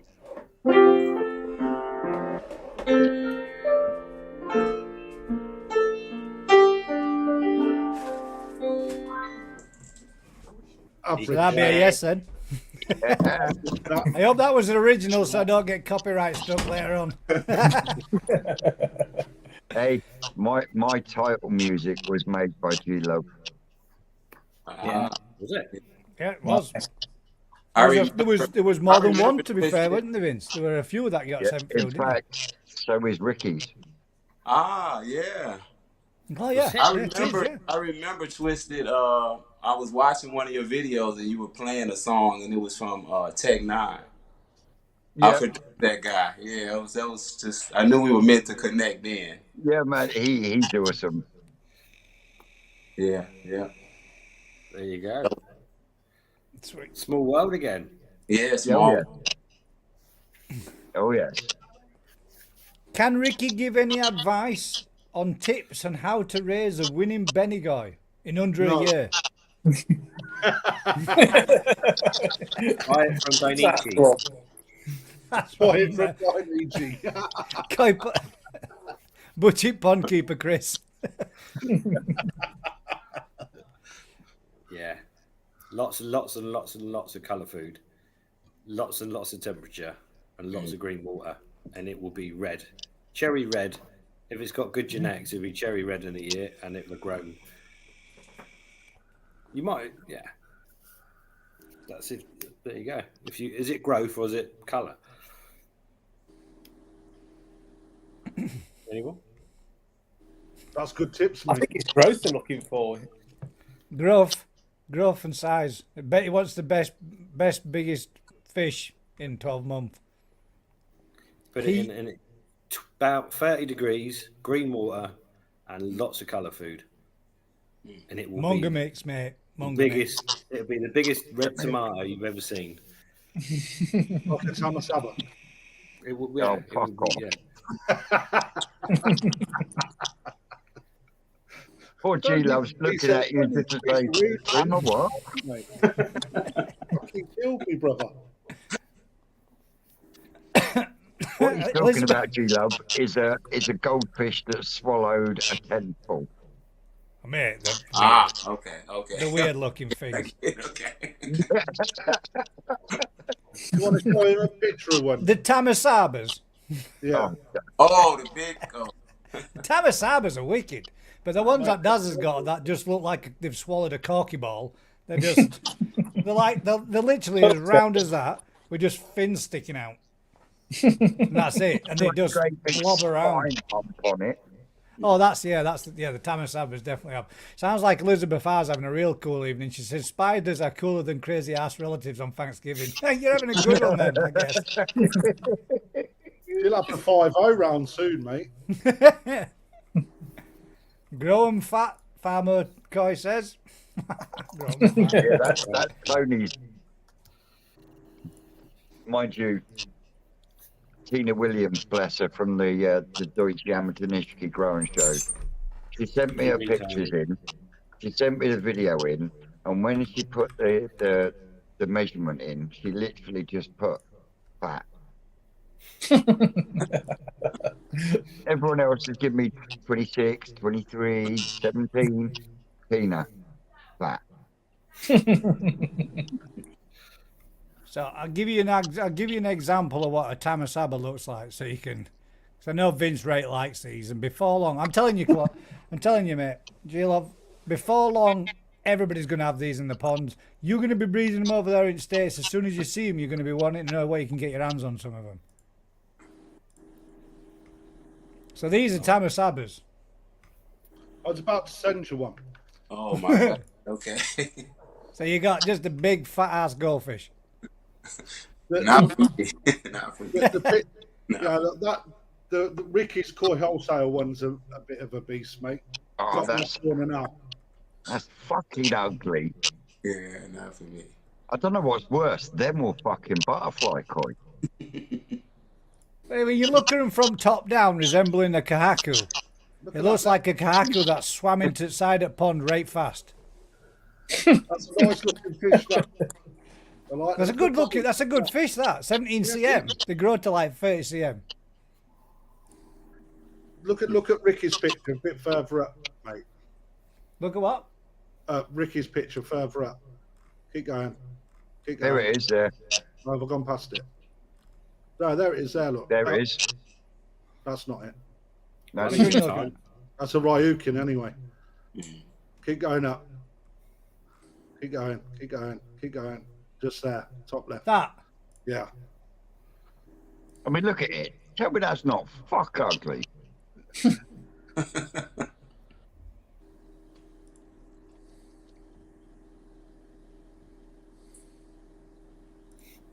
They're the ones I bought off him there.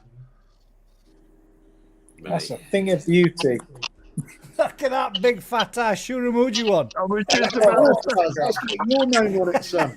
Fucking go on, mate. Yeah, little shower one. It's the ultimate Shuramuji. They're just corky balls, aren't they? I think they're cool, mate. I don't like them. Wow. I could have one of them. They're fuck ugly. Well, you better get used to them because you better get used to them, Vince. Because come next season, Rick's going to be starting to spawn some. Yeah. No, it's been there, done that. You Rick. We used to do loads of them, mate. Been there, done that. You done go They're fish the before, ones though, that- haven't you? In past. Do you remember when I said Yeah. about our resoak that burnt down? It was one of them that caused the problem. Oh, it was. Yes, yeah. Took down the pipe. One of Yeah, those big one. unexpected Don't tell events that Sean. happened. Jammed a 4-inch pipe, so the whole system drained, and the heater set light to the filtration system. And yeah, Did you take it out and boot it over the trees? it had been sucked down the 4-inch pipe to the point where it was Popped. it wouldn't go anywhere. It worked like that Peter Kay advert where he got the kids pooling. Have it. Yeah. Like, if I could have got through the smoke to it, if I knew what was, I just didn't know what was going on when I got in there. But yeah. Got time, another mate. question here now, then, and this is for the hobbyist. Types of koi to spawn for the hobbyist, i.e., what will get the most success rate, and what will produce far more viable fry. Crosses that have worked, stroke not worked. The best, easiest one to start with for a hobbyist. Got to be single It's a bit colour, Rick. Oh, simple. Yeah. To be honest, I'd have to say like Shishui and Asagi are probably the easiest to get. You get an enjoyment of pattern to some degree, but they're really easy to do. If you do a single colour fish, mate, you blow your mind. Chagoi and Yamabukis are just so they're the same. You do a Yamabuki spawn, and every single one is a Yamabuki Ogon. And Yeah. the skill is in body shape, skin quality. That's boring as arse. Obvious. Yeah. So at the end of the day, something where you've got pattern. So you like can the pick from. Shishui and Asagi, you've got some pattern, you've got something interesting, but they are pretty easy in comparison to trying to do Sankey and Shah, where you're going to blow your mind of. Yeah, you're just not going to do enough to have a decent fish at the end of it. Yeah. So you Not can been use. into Well, yeah, but you could, if you've got a Shishui and an Asagi, you could spawn them together, and you will get Asagis, you'll get some Shishuis, you'll get from 100 fry, you'll get fish that are nice examples. Not amazing, but nice. So that's a really simple, rewarding way. As soon as you start getting too complicated, Kajakus, Showas, you're going down realms of having to produce so many to get a few good ones that most people won't be able to produce enough to a size to be able to grade. Yeah. So There we go. Question to be fair, onto that topic that you've just said there about being the easiest ones. What would happen crossing a Shisui and an Asagi? You get Shisuis and Asagis. You get a Shuagi. A Shuagi. sure, waggy. A new one. It would depend on if the Asagi's pure Wagoi in all of its generations and the Shishui's pure Doits, you're pretty much going to get pure Wagoi, pure Asagi. But if you've got some Shishui in the Asagi, because you've got the Doits in it, then you'll get more Shishui back out. But you'll also get, you get the linear scalation. So normal Shishuis, you only have the spine and no other scales. But as soon as you cross an Asagi, you'll get linears, you'll get fully scaled mirrors, so you get like the Aragoki, you'll get all sorts of variants of scalation depending on the Asagi's line more than the Shishui, because the Deutz is recessive. So the Shishui is pretty much, if it's a normal Shishui, it's both parents are Shishui. But the Asagi could have different things in its line. But yeah, so it's a great place to start because they'll all come out. They're the same fish, just different scalation. So you get the red bellies. So you get variation. You get the reticulation. But you'll get, if you cross the two, like I say, you'll get some with the linear scalation, some with the, Aragoki, some with the fully scaled. And then if you could cross Ginrin in there, you might start getting some crazy stuff. So But you're not going too far away to ruin them. whose idea was it to spawn the Shisui with Sankey? It's something we did donkeys years ago, and it's something that For selling small fish, they're pretty little fish. They're just no good for. They're ugly as sin as big Got fish. two in the growing on tank, and they're quite unusual. Just Yeah, pointing out, you said pretty fish. I'm just pointing that Yeah, out. timed out. Yeah, so- Oh no. Okay, they're very. They're interesting. So from a point of view of someone that wants to grow little fish, they're quite interesting. If you've got a Deutsch Sankey and a Shisui, you get lots of Deutsch variants that have got the red underbelly, the sumi on top, different amounts of pattern. So you get, but they are, yeah, they're not good fish. Definitely a novelty. It's the No way to say idea. it.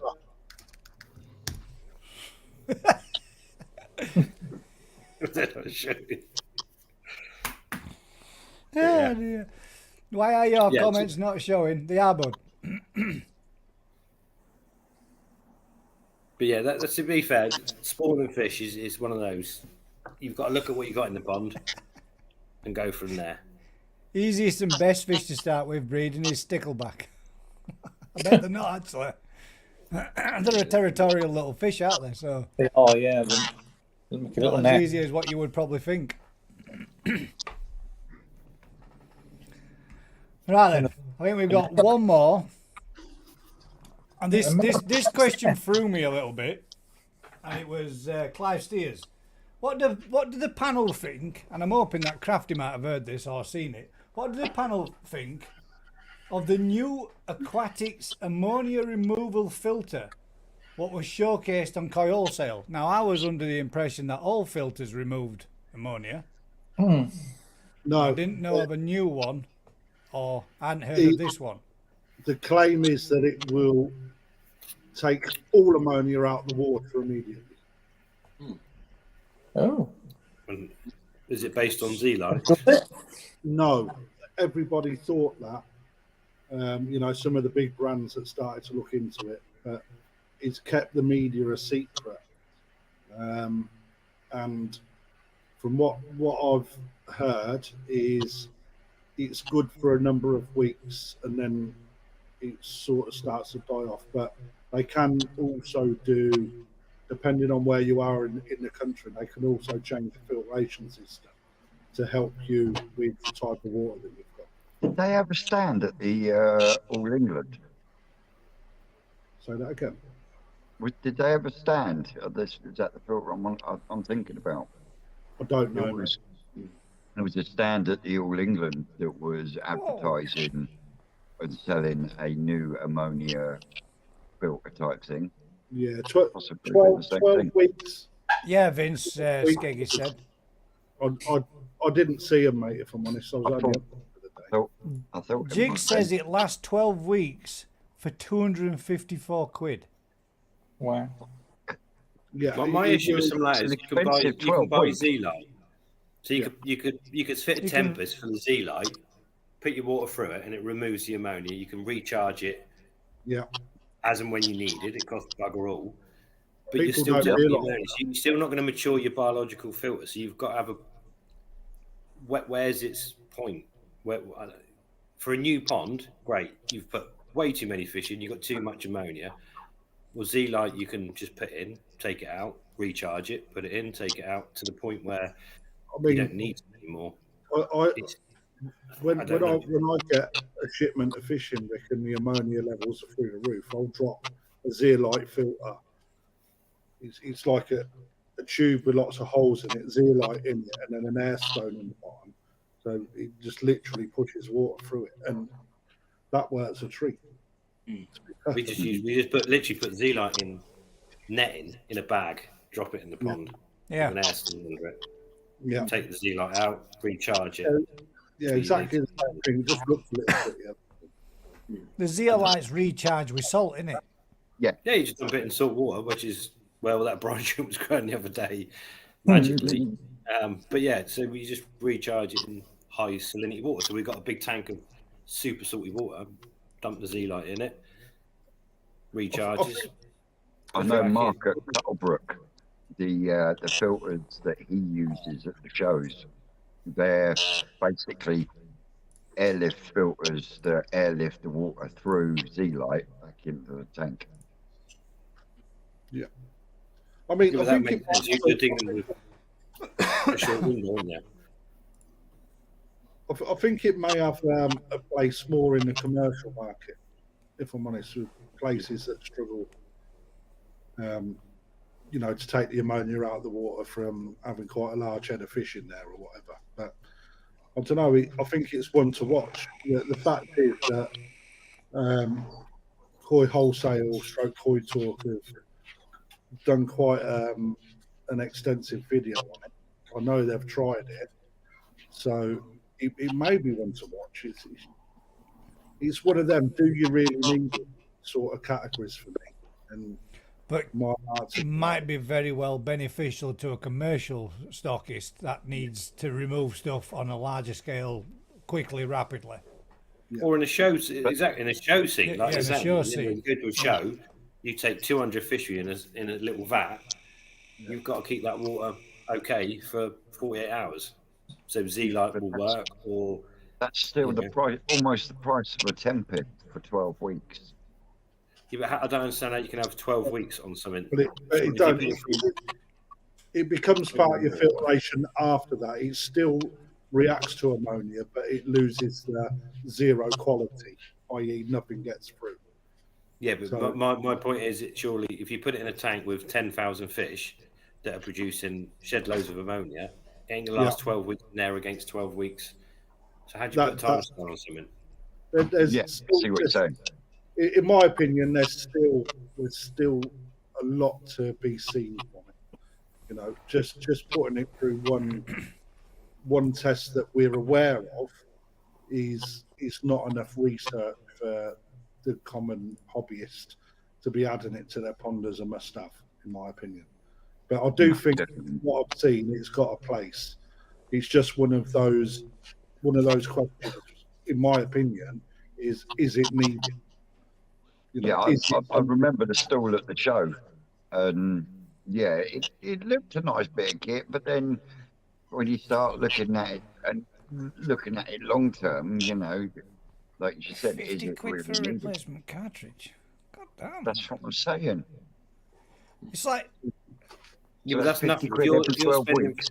Yeah, I £5 grand suppose- on your fish, yeah, you bought new fish for £5 and you're buying another fish for £5, 250 quid to make sure your ammonia's all right is nothing, is it? It's totally true, man. That is totally true. If you like Gaz, you ain't spending nothing Personally, on fish. What? For me, mate, for how much it costs, if you're considering getting one of them and you haven't got a microscope, get a microscope, because that's by far a better bit of kit to own. Yes. Yeah. Without a shadow of a doubt. But that ain't taking your ammonia out, is it? Dip the microscope in. It's not, but again, is it needed? Microscopes are. Yeah. yeah, exactly. I mean, yeah, I think he's reinvented the fucking wheel for the average pond keeper, isn't it? But for a commercial side of things, or a company or a business, like you say, when you go into a show doing all that kind of stuff, it sounds like it could be really good and really beneficial. Yeah. They've all But got their here's a place. question for anybody out there. Can anyone point me in the direction to get bats? Because I need some for VAT receipts. What do you receive? no, like vats for your fishes, because I can't Yeah, get loads of fiberglass ones scattered all across the park. No, I'm on about collapsible ones you're selling fish at shows and whatnot. Acquiesce to them, innit? Where? Acquiesce. And they used to always do those sort of vats.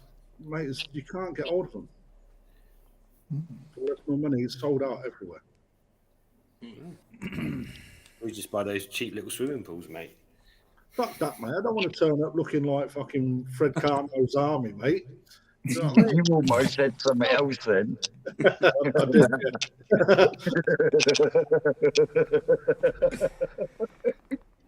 So what's your take on the Yamabuki, G-Love? Yamabuki. Yeah, what do you think to a Yamabuki? Yamabuki Ogon. I would think Karashi Koi. I like that better. You're not So far off. So I'm guessing your opinions on the Yamabuki are not very well. Then you're not so keen. No. Nah. Well, that's a shame good because then. this evening is all about Yamabuki koi appreciation. So for this next bit, mate, you might want to play some more tunes on piano because we've got a few of them to have a look at. There's some good ones. Chip's got a good one, isn't he? Is it Chip or Rat? No, Rasta. Yeah, that is Chip. Good ones about. Yeah, that is Chip. Yeah, he's got Yeah, but amazing, isn't he? Yeah, I bet doubt he he ain't put put his his in. fucking picture in though. No. No, not yet. We'll get it one of these days. We'll get Chip to put some of his fish in. Man, he has some belting fish, doesn't he? Yeah. Let's have a look at some then, eh? Yep. Not rush into it. Take your time. You can tell the beer's starting to work, can't you? Yeah, it's kicking in, isn't it? Kicking in Right and then. running out, mate. I might have to take So a our dash to the first shop. Yamabuki of the evening belongs to Chris Taylor. It's nice. Good start. A female. Female. That's a nice. Yeah. It's a Nice chunky scaling. girl. Good start, mate. Eggy. Just finished there then. Right.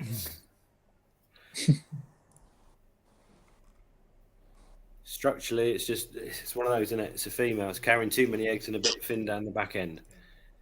But quality's really nice. Yeah.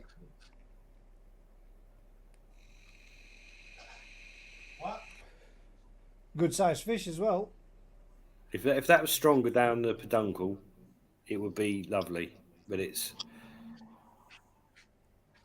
Looking like my Shiro is. Eggy. Yeah. Let's see if we can get a rough size on it so we can see. Because that looks like 35. 40. Is this the first one? Yeah, this Yeah. is the first one. Definitely full of egg. It's about 40 cm, isn't it? Let's see if he says.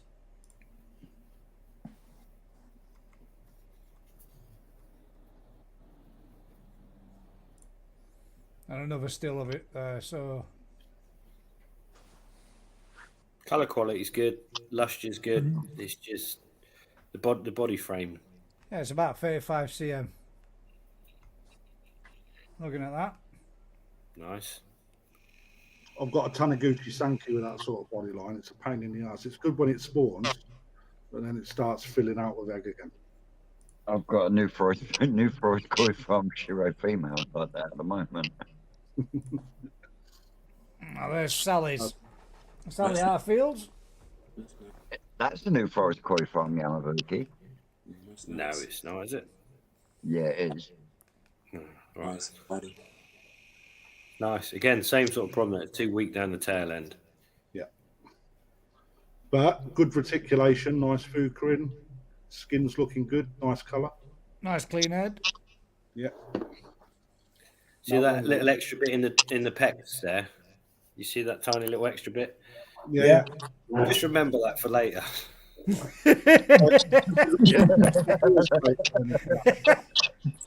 I know where you're going with that one as well. Oh shit! I clicked on the wrong one. Yeah, those first two for me are kind of on a par. I'd struggle to split them. Got the same fault, haven't they? Clicked on the wrong one. Sorry. And we've got Ross Jacobs. That koi guy. Yeah, that koi guys. Good channel. Go and check him out. Look at the size of those pecs, man. God Yeah. damn. Oh, That's male all day long. That's a beast. looks like you should have a fucking long neck with pointy teeth. And then you got fucking paddles on them. Look I at ain't them, seen, man. I ain't Like, seen things like that. That's almost a long fin, isn't it? they're like Quite shovels. like it though. It's nice and big though. Yeah. Good body. Yep. It's just These are like ping pong bats and fins. on that. Again, again. Don't know back It's that, will you? on, is it? I mean, the pecs, Weak, innit? the rear pec, oh, what do they call them ones? The rear pecs. The rear ones, whatever they call, whatever the proper name is, look more like the size the front ones should be. But even the pelvic fins are big. Oh, there we go. Yeah. There you They are. are big, aren't they? If it grows into them, that's going to be one problem, hell of a big fish. That looks like Yeah. it could jump out and walk across the garden.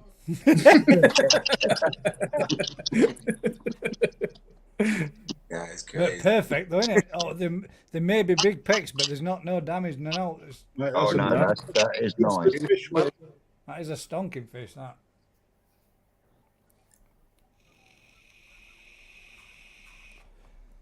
All right. Well, that Is that should be it? good. That it? That's it for the Facebook. That'll be easy. group. Oh, That were easy, wasn't it? Look at that. There's me. nice spaceship, Gus. That. Yeah, it is. That's Use what that got weekend. part, isn't it? That's a wicked ship, is that, mate? Looks good. So, we've got Andrew Pollock who sent one in. A slightly different Yamabuka. Fuck's sake. Not a Yababuki. Nah. Bit of cutting going on there. A little bit of tongue in cheek, and he thought he'd put a nice little tancho spot on it. Done well there, man. It's almost perfect, isn't it? Nice body, but It is a nice body. It would have been a lot nicer to see it without I'll the tell you red what, spot on its head. that's hiding a big fuck off shimmy. That's what that's. I've Could got be. your number. Oh, whose is this one? Hang about, let's close that down. Right, there's Budget Pond Keepers. Smaller, younger fish. Can't Every get. single It's one not the we've best seen- of pictures. I appreciate, but we can get it. A Have little you bit. noticed every single one's got a weak tail end? Every one. Why is that, Rick? I don't know. They're not mine. got nice Just the way footprint. it is. Really fin down to the base of the peduncle. Yeah, Yes. they're just. It's something that's in the variety, which is why some of the ones like Momotaro do have got that proper build, that have Yeah. got a body that's, yeah. It's one of those. The I know, footprint's a lot nice of- on it though. Yeah. Changes the colour on your screen, doesn't it? Now, I think this one belongs to our Daz. Yeah, it is. Yeah. Now, which one's that, Daz? Is that the broodstock male? No, that's the smaller of the That's two. the smaller one of the. Yeah. So that is that his son, daughter, whichever then. Possibly. Yeah. It's probably something, possibly. As you should know this inside out. I'm not even sure where that fish come from. There's a few That's the beers one in in. now It's, as well. it's the one in the male pond, isn't it? yeah. It's got some nice scalation on it. Yeah, definitely. Yeah, you got. It's got a nice food crin as well. So I noticed a food crin on it before, so I got it out. And it hasn't got a fin peduncle. No, it's got a thick peduncle. I think. Yeah, it has. It's like it's got Harawaki blood in it. The skin's white and the scales are yellow, which is why you're getting that colour differential. Good footprint. Yeah, there's a little bit of colour in the pecs. That's a little bit. Again, you're assassinating it, man. Did you grow that one yourself? I think so. I think that's one of me. I think it's one of. I think it's an Last- offspring from the one you'll see next. Which That's not just a so bad happens to be effort, is this it? one. Look at that. That's not a bad effort either, is it? That one's about 50 cm. That's very much more on the oranger scale though, isn't it? Get Yeah. in. Yeah. These are fish you bred, guys? Yeah. Oh no, this one is. This is one of his broodstock fish males. Oh, okay.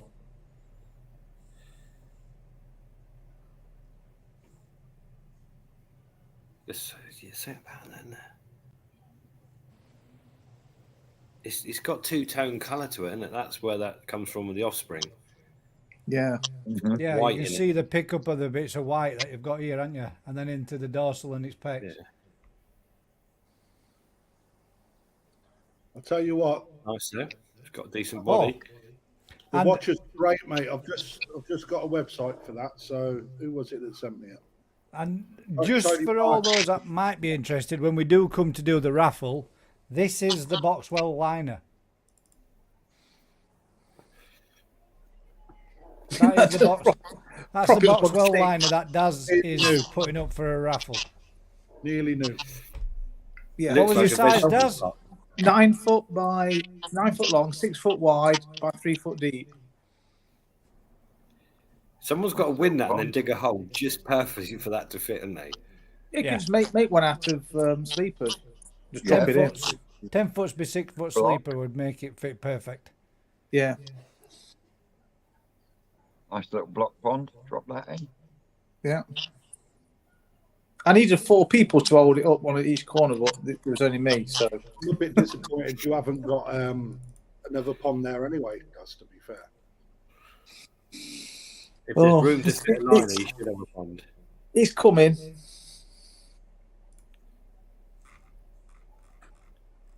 Here we So are. this one is Rick's entry. I'm struggling. That's in the shop today. I thought That's from Gideon in shop would- today. Is it one of yours in shop? Yeah. I couldn't find one. Short notice. Short When I walk in, notice. you- 7 days. First one you spotted. And then we've got this one. Oh yeah, look. That's yours, Gaz. That's mine. Oh look, it's got a fin. Look, that's what it was saying. That's what it was saying. Check out that little bit there. So my fish is related to Sally's fish. I didn't say that. I knew as soon as I saw it, it was on the rig. Got a little bit extra. I like the way you've called it yours. That's my new one. Or will Yeah, I'll be. give it this Gaz's one. So I'm having a photograph of everyone's fish. I'm surprised Tony didn't phone me up for one. And then this one is Vince's. I found that in the £3 tank. £3 for that, right? Banging that for £3, little dice. Isn't it? It was. I was Exactly running how around the shop I finding like 'em. fish. No scales. Nice and clean, that though, isn't it? Fucking eyes the size of golf balls, mate. Look at them, they're huge. It's only that big, mate. Bloody fucking big This is got eyes, crafty. Rick. I didn't notice that one, yeah. But that one's got eyes, definitely.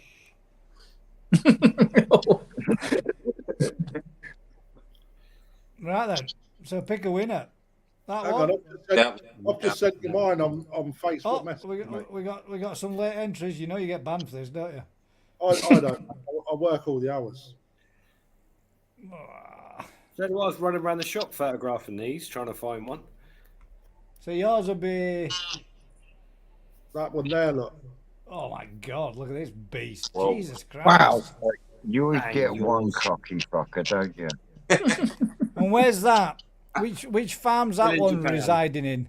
That's a Monotaro, mate. Look at my peduncle. It looks like a corn cob, doesn't it?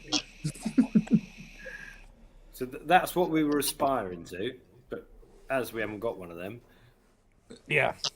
That's I'll not go. bad. I think. To be honest, Is that I'll in your? go- Is that from shop? Is that in shop? Yeah. What? God, Photoshop? No. Fucking Photoshop my fish fin. Reliving. that's got the proper body in it. Yeah, that has got a body, hasn't it? That's why I put it through. I think I've got 2 bodies. That I the pies think, and the siblings. And then we've got That's what I said we've got one more before. from our Jeff Lees as well, which is being posted before we actually got out. This one, Crafty should recognise that one too. I certainly do, mate. It's out of outside right 6, that is. Yeah. What breed is that? Fuck knows, I can't remember. Off No, my God, we were going to get some history there for you, Jeff. Terribly sorry, mate. I hope you sent it on the an top. information Hang on, card for you. I'll have a look for you, man. I'll have a look. I hope he sold it to you as a male. I don't sex the fish, mate. They're always unguaranteed.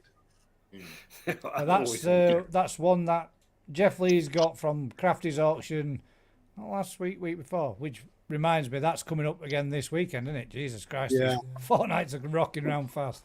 He's grown 6 cm already, hasn't he, Gaz? Yeah, but he's feeding it a kilo a day, and it's on heat, 20 Is that all degrees. the entries? I think that's the Sure, last. Tony Barker ain't got one. Tony Barker ain't got one. Look at that for a random one though. Pretty sure there's no more in here. Double check just to make sure. There you go. Nice Good crash crash going. going Yeah, too. that's. Chris is in there swimming around.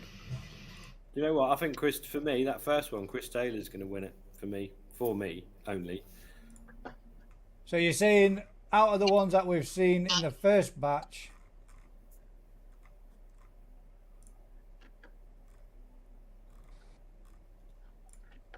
Suda, mate. Suda. Yeah. I think So that'd be the first one. Just posted mine. Sorry, we can have a look at it, but it's a late entry, and obviously I it's think after the colour Crafty's late quality entry, and so the that luster. definitely means you're disqualified. Yeah, So definitely. so far you're saying that one's the best one. That's what you reckon, Rick. That's what you think. the only thing that lets us down is the body, but the colour quality and the luster, that's nice, isn't it? Yeah. Yeah, That's but good anyone's. the fact that it's full of egg as well, don't help it. So, Yeah. you know. She's a plump girl because she's about to. She's carrying. She's ready to be knocked about. What the hell happened? Is there? that what you say to all the pregnant ladies? Right, I do, mate.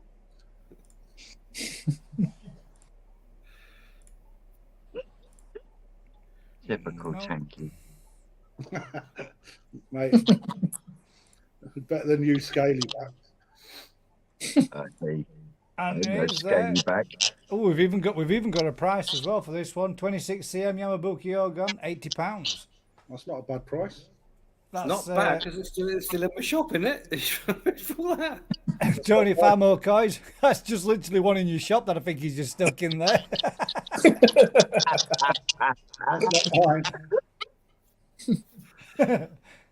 You know what your At least box it's is only tomorrow, 24. don't you? Is Not that the one that 260. you're actually going to pick up and purchase now? Because you've just put your name to it. You said this is my fish. Yeah. There you go. There's an 80 quid sale for you, Rick.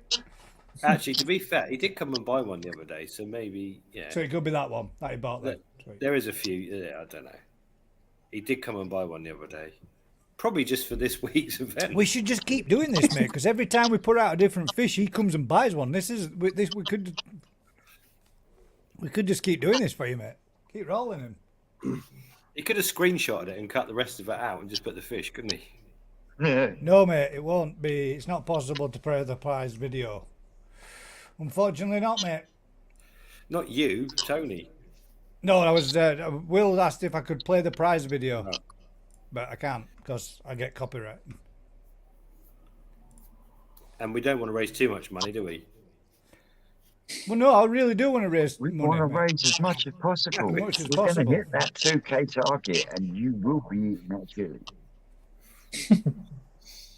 But I've had 5 copyright strikes from my lives, and I don't particularly want any more. What, Are they just tonight? strikes or just claims, mate? No strikes, mate, because it was content music involved. So Yeah. they strike against you, and even though you only play 30 seconds or 10 seconds, 15 seconds of it, they just hit you then, and they take the full monetization for the full 3.5, 4 hours. That's a claim, mate. Strikes are different to claims.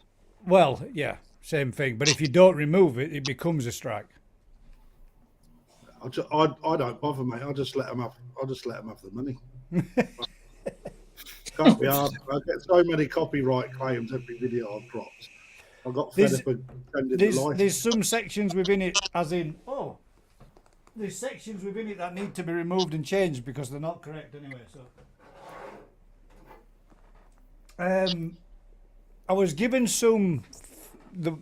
Well, you can see they would look like that because I haven't done the backs. I'm just going to lacquer them straight up back so they don't get any rust on them. Put the screen on, mate. Put the big screen on. But, oh, goddamn! Stop sharing that. There you go. So Dave put in these fish plaques. So I took the time to spray them up and make them into these. So that they'll have that like the yin yang. Can I get that both in? Kind of thing going on. Have you not finished the yellow one's tail? I have, yes. It's got fine details in it, look. All right. And Okay. same on the other one. Nice. Fully sprayed up and lacquered. So those are going to be as two of the raff-off prizes that will be done on the evening of the live Skeggy, as I well. need a picture just in that. What? Skeggy, send me a picture, mate. Just putting it out there. He's bound to be Send- listening. Say Yeah, again? he's doing all right. I just need a picture of Let's need Skeggy. a picture, mate.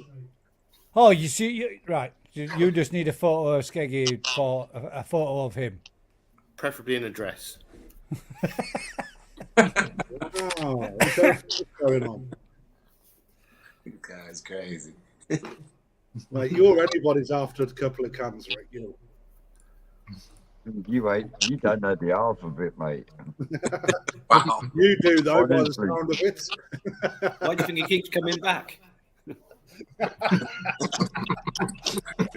Skeggy says he's going to do you one in a min, but not in a dress. I can put him in a dress. He can put you in a dress. That's not a problem. Photoshop it. We can do Cabby it. says, Rick, is your chili sauce made with your chilies? Yeah. Yeah.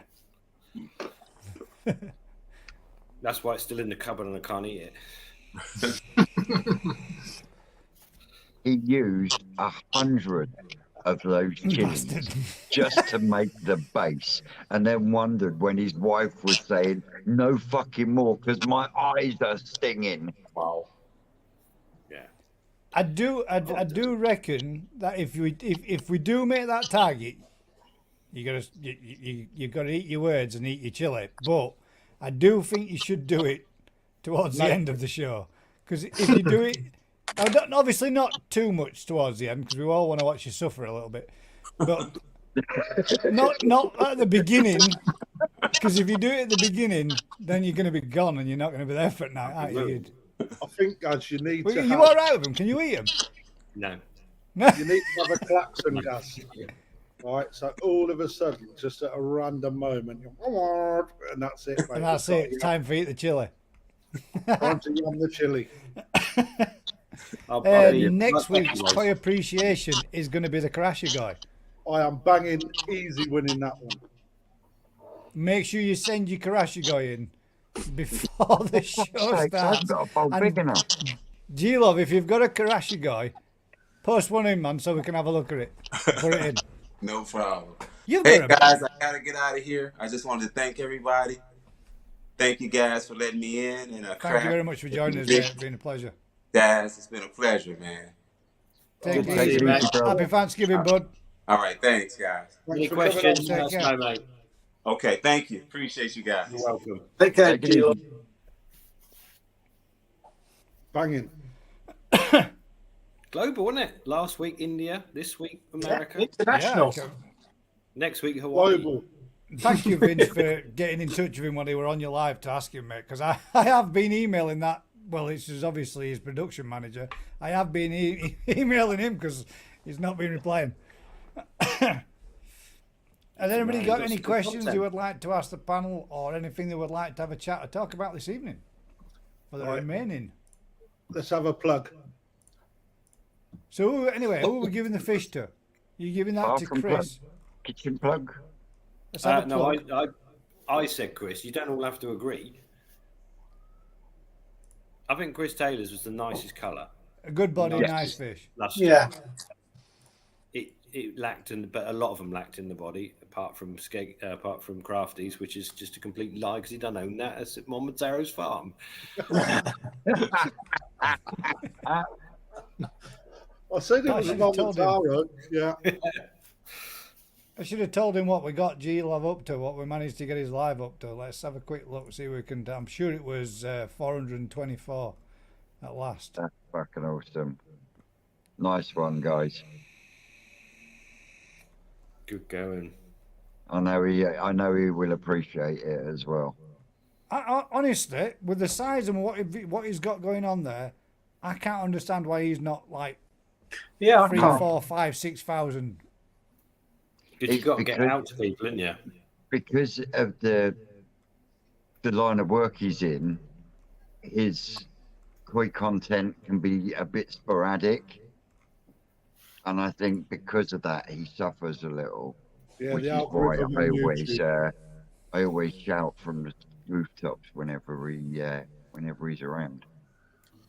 424. Yeah, 424. So he's gone up a good few, hasn't he? Good for him. Let's have a question there from Dave. That. What's the fundraising total up to? 1,332. Oh, that's before that's gone up from this afternoon then, because we was at 1,200 and something. Guys, I took them pictures of what we've donated as well. Yes, the two fish. Yeah, I'm gonna get pictures of everything, put it all together, and make it into a little short video, and then bang that out for everybody to share and get it done. I'll get that done tomorrow evening. Get all the video, all the little pictures of everything, all photographed together, and then forward them all through, and then we can get it all made up. And then there'll be Will's tree. Channel then. Will's tree going with the Kajaku in the auction. The Will's tree is stunning, mate. That is good, mint. I'm just thinking that's going to boost the auction up a bit, isn't it? Yeah, that tree. Is. Hats off, Will, man. That tree is mint. It's absolutely fantastic. That is simply the best piece of work you've ever done, mate. That I've seen, that is mint. And I don't think you could make that literally look more, the right style for the actual fish. It's just cock on. Yeah, it's colossal koi, mate. His channel, and I'll share you the link.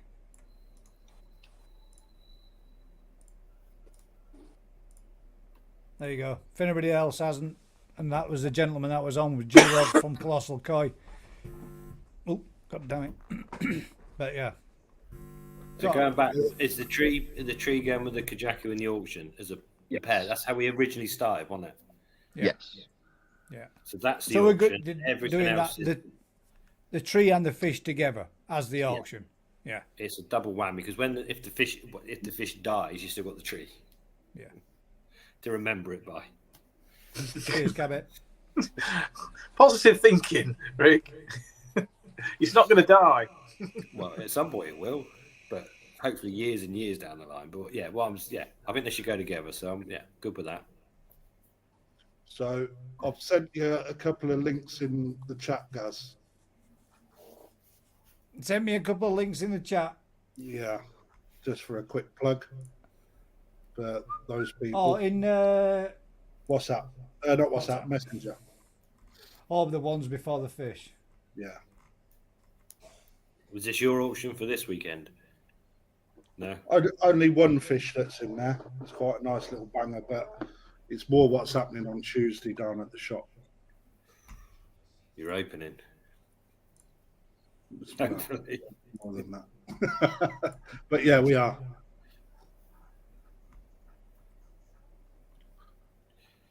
So Ricky Stoddart's coming down. It's Wednesday now. He keeps moving the date. I think it's the third one he's giving me now. But he is put it out there to anybody that wants to come down to say hello. So if you're about, anybody that wants to pop in to see Rick and say hello and give him some shit, feel free.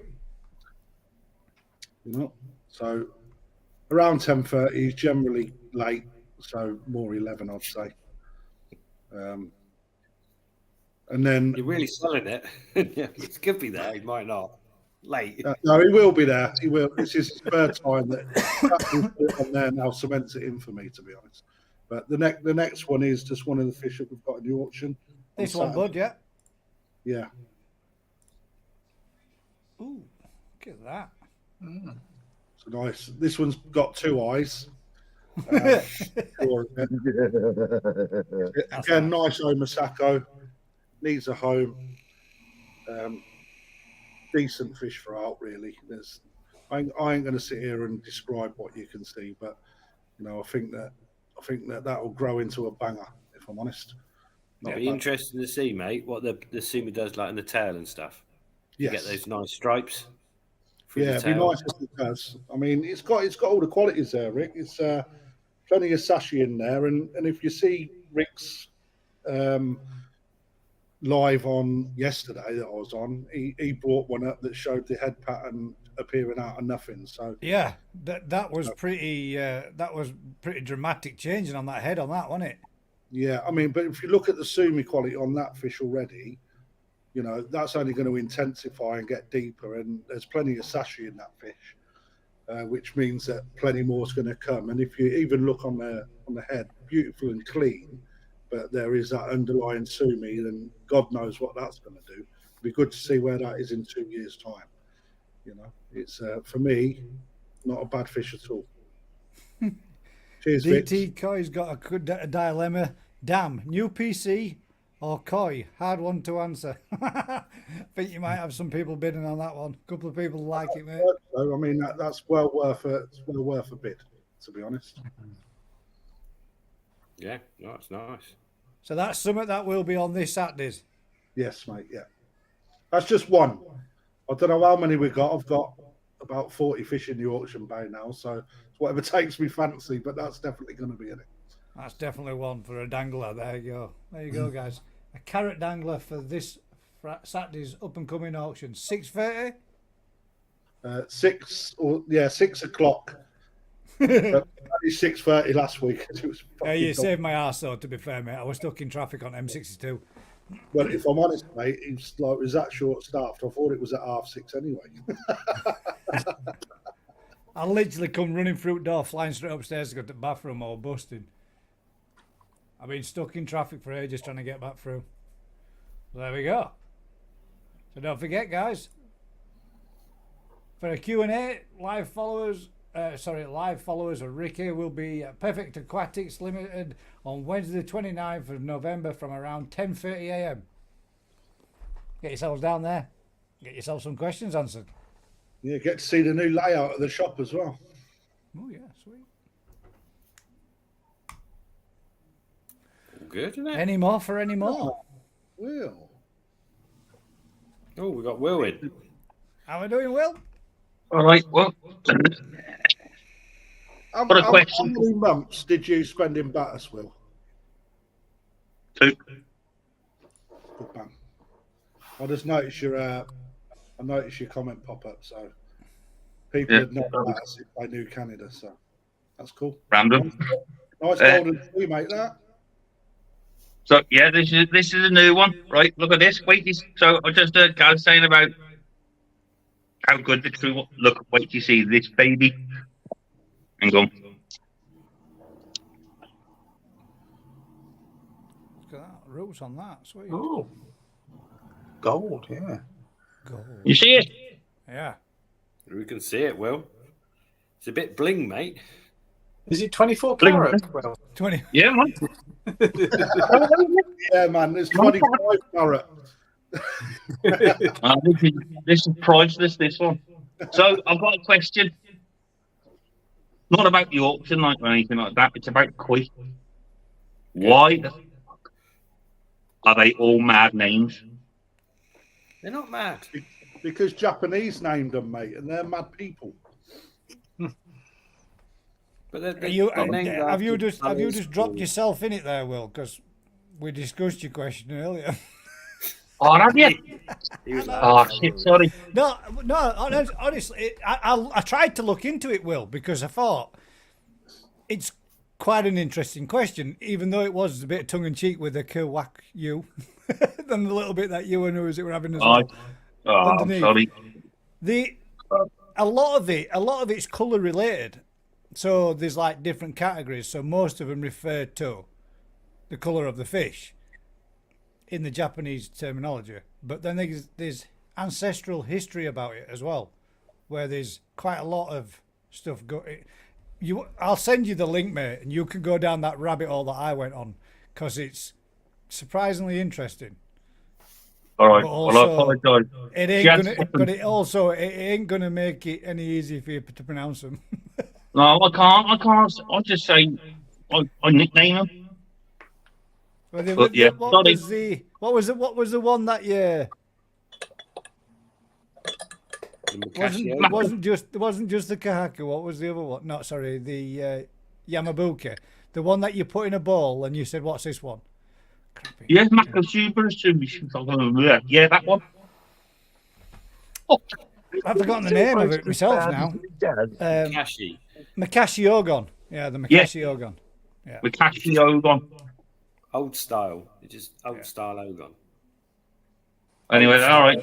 I apologise for saying. I'm just saying, mate. We did cover into it, but it is an interesting topic, and it isn't something that is quite as easy to answer as what you'd expect. There's a lot more to it than what you think. No worries. All right. You got fucking jungle on. you got celebrity get me out of here on in background. All right, go ahead. I'm getting off. Nice one. Sorry about that. Nice one. Do you know what? I will. Do you know on the auction night I will stay on as long as possible. I won't. I hope you do. You better be on all night. You're gonna have to get yourself paced for it. Yeah, no, I will. I'm getting phone holder. What? And a holder for your phone. I haven't got one here. Fucking... And it's got a light. And a backlight on it. Yeah. And I'm getting all my stuff from Macmillan all on the wall there. I'm waiting for the plaster to come in, so yeah. Anyway, all right, nice one. Ta-da. Ta-da. See you. Mad as an apple. Yeah, unscripted. Hi, bye. It doesn't stop on 2 minutes. I'm going to show this, mate, because I think this is mint.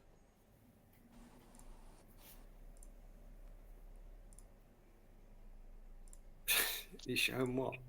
This. Look at that, man. That is banging. Oh yes. Nice shape, nice scalation. It's been up and feeding already. Free to a good home. You've been spoiled now. As mint as that, Rick. I get robbed every time he turns up. He robs me. It takes advantage, Rick, doesn't it? Yeah. So what's the difference?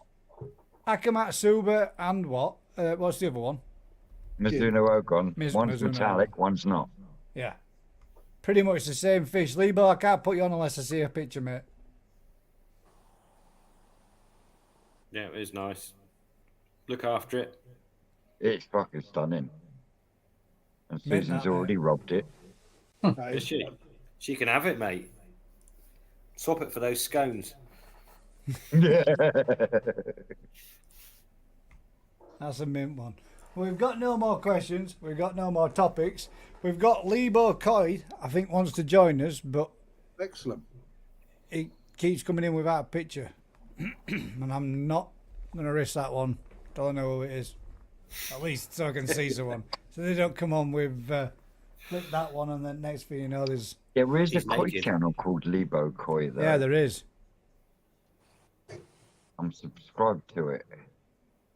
Lebo, if you stick your panels forts on... Oh. Panels forts and Akari's new koi food fluke treatment. Oh. What the fuck? I haven't seen it, Al. No, I haven't either. So an edible flu treatment, I'm guessing. Be nice if it works. That's what my thoughts are. That would be good. If it works, fucking jobs are good. I'll have some. Mr. Tate, Mad Dog. No, not Rick's anymore. I was going to say that was Rick's one. Yeah, it was Rick's. Not anymore. Was Rick's? That was literally about to be poured into the Twisted Pond. Oh no, it's the same fish, but yeah.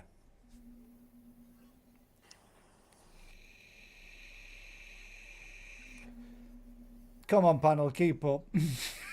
You're just savage, isn't it?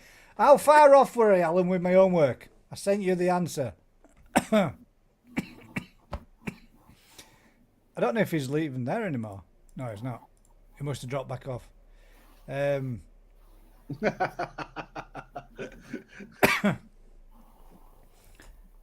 Dropped off, bless it. He was there, but it says device not connected.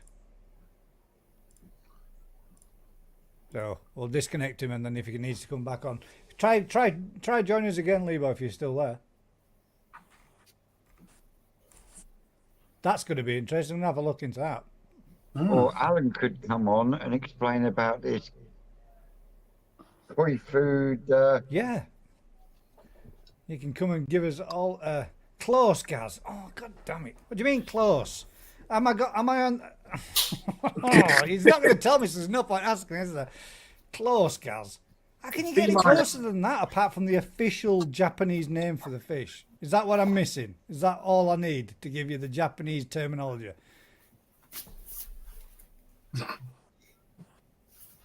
Maybe.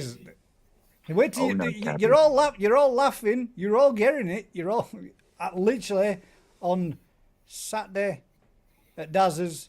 Alan said that all you guys are getting given homework. Bring it on. Is mine on beer tasting? Yeah, you're all getting homework. You're all getting your own little mad rabbit hole to run down. Try find out some information. Good luck, because it's fucking hard. Homework, Gaz. There you go. Homework. See, I'm not even going to get told what the actual thing is. I've still got homework to do. Shit. I'm going to show you a picture, Gus. This is going to be another rock hard one and all, isn't it? This is going to be another one that just make another. There you go.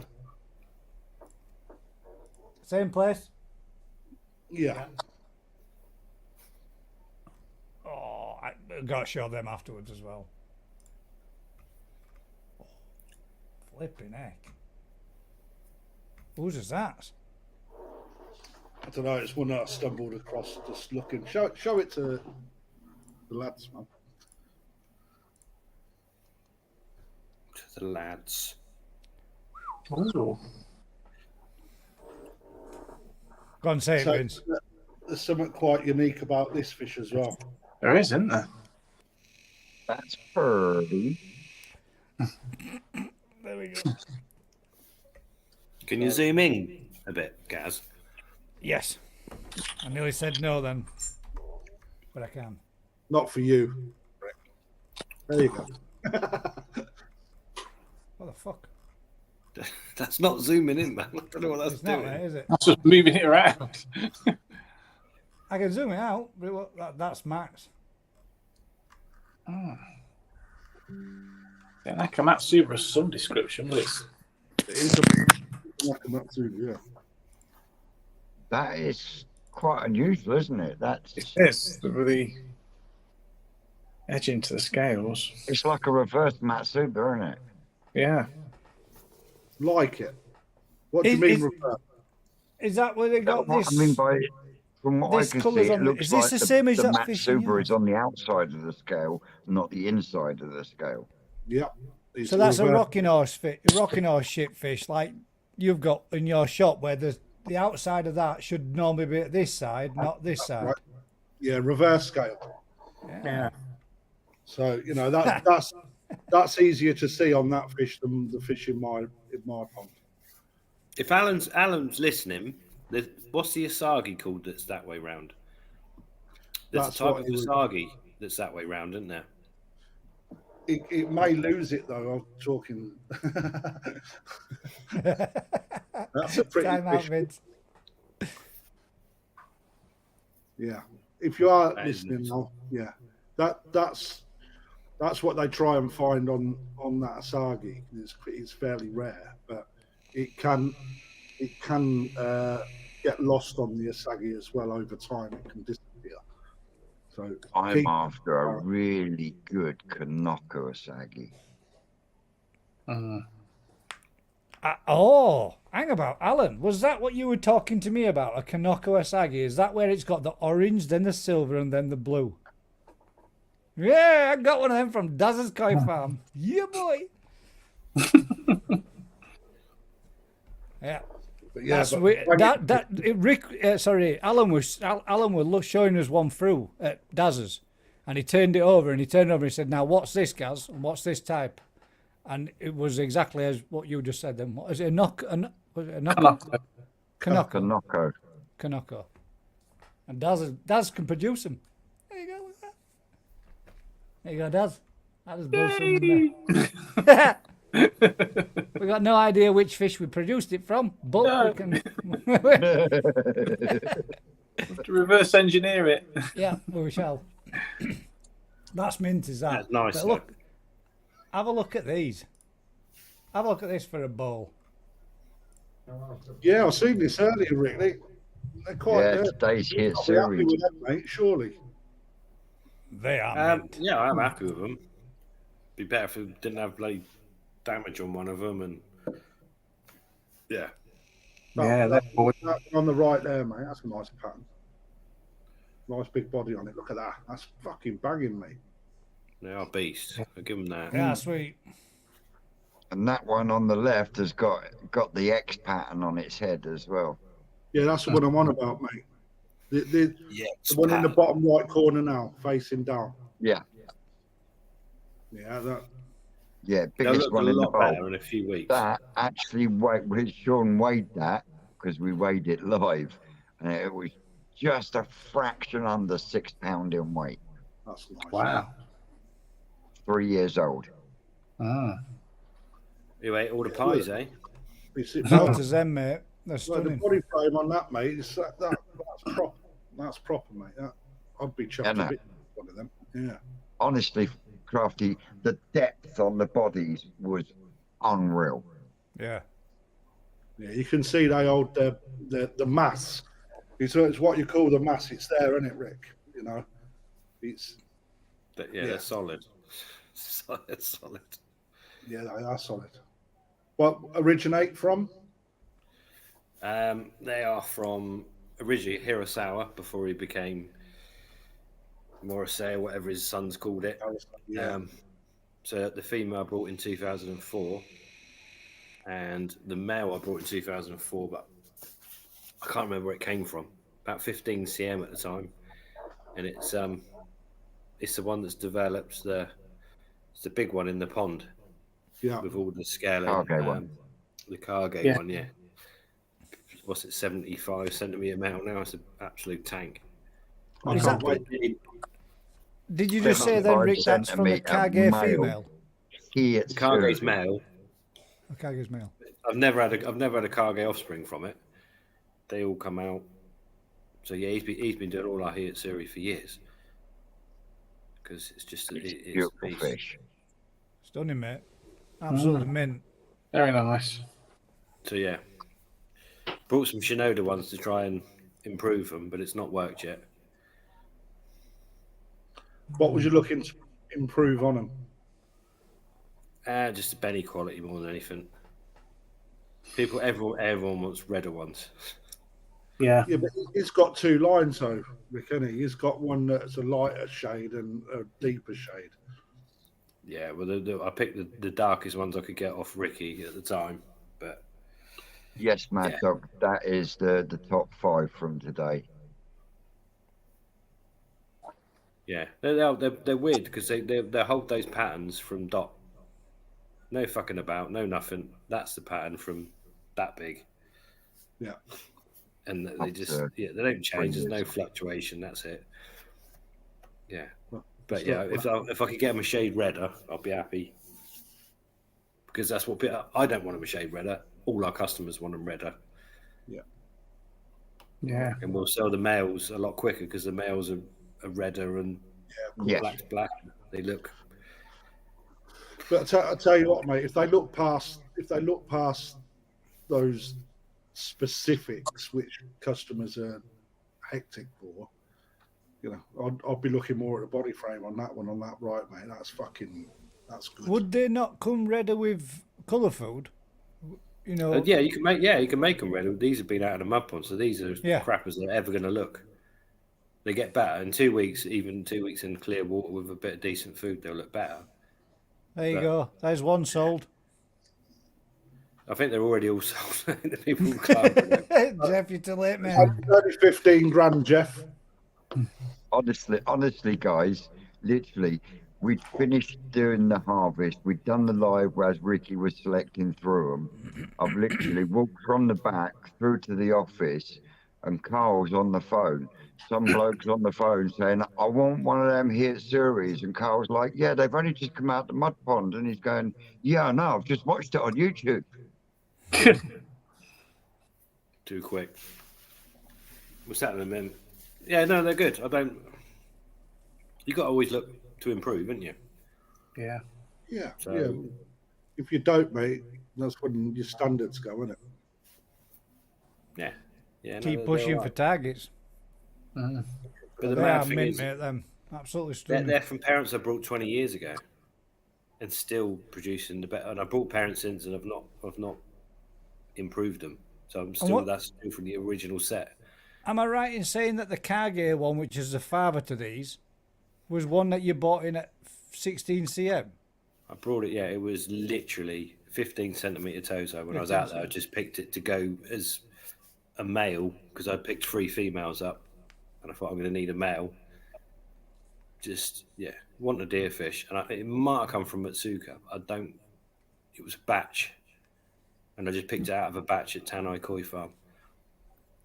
So that's why I'm a bit lost as to where it came, because everything else I'd handpicked at all the farms, and it's like shit. I need a male. So, well, I think you should start saving your money ready for next year, mate. Yeah, I ain't got money. I don't have money. I give all my fish away. No one noticed.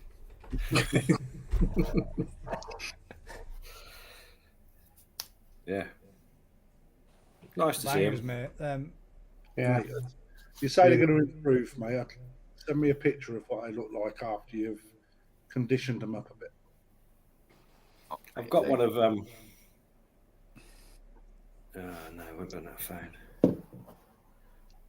You've got 2 phones. Got 3 phones, mate. 3 phones like a drug dealer. Burner phones. Burners. Yeah. Peter says, Ricky, did all the filters go in? Oh, so did all the filters go? He's talking about the pressure filters we were talking about. No, Peter, your name went down on one of the 3. So that's how it ended. All 3 of them are at Rocket Boys at the moment. He's going to give them a good clean down first. Can't find it. I've got a picture of one of their brothers. Well, it's not. It's their sister at about 75 centimetre.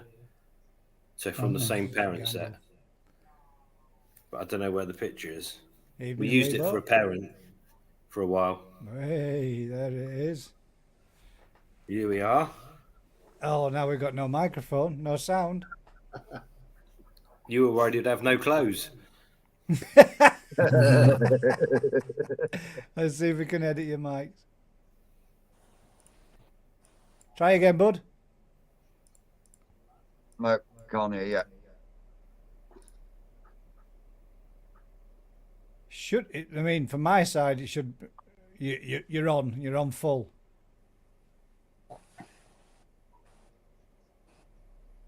Did you give it? You have to give it permission to access your microphone and your camera. Yeah, you did. Can you do charades? A book?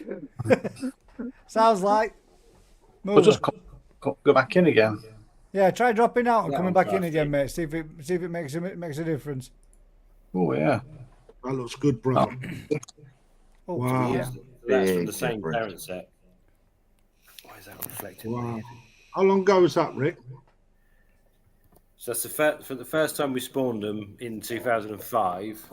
So that'd be about 2010. and that was 75 centimetres. That's an offspring. When we used that as a parent for a while, but they weren't as good. So we had to go back to the original parents. Have you still got it? No. I don't know what happened to it, to be fair. It's probably in Tony's pond. Sold it or killed it, one of the two. We ain't got it, so. But yeah, it was Hopefully not. It this was a time it cracking works. fish. Come on. No, can you hear me now? Yes, there we Rolled go. in. That's a little bit better. Right, probably right Wi-Fi because I'm at work. It's a bit loud. There you go, bud. You're good. We're in. I'm just working in the office for a bit of a chat with section. We're struggling. How's your evening? Oh, there we go. Oh, there we go. I thought you dropped off again then for a second. Yes. He's in and out. Yeah, we can still see you just froze. You froze for a second. Hello?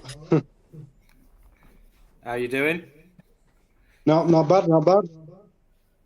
We got communication. It's good. Right, good. Yeah, I can book the office in on the property computer that I posted the other day. Was that? Say again. You broke up You see again, mate. the other day with that crypto story, what's done really well. 15 centimeters. Oh, that one. Right. Hang about. That's your Karashi guy. Well, I Is that posted from- just. Is that from Rick's then? No, that comes from the Koya, just down the road. I mean, capital job. So it comes from.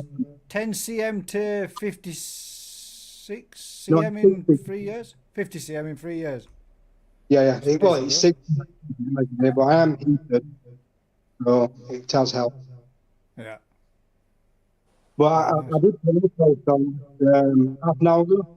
Yeah. A Shiro, Rebecca, and believe it or not, I only paid 20 people. Let's see if we can bring it up for you, mate.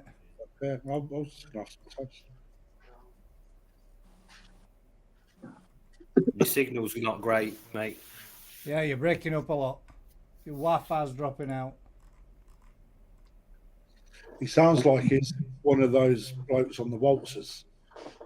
Is that any better? In your Oh, house. you want to go faster? The next word is a faster jumper. Is that any better? That's loads better. Yeah, I've just gone to my own Wi-Fi in the office. Is that much? Oh, that must be around crap in here.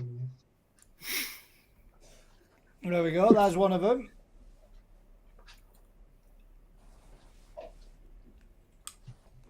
Where's that from, mate? Is that a Becco or a Shiro? That's Well, I thought you were a Shiro, but I don't know. I'm between a Becco and a Shiro. I know what you guys think. But the other one I put on, that's a Shiro.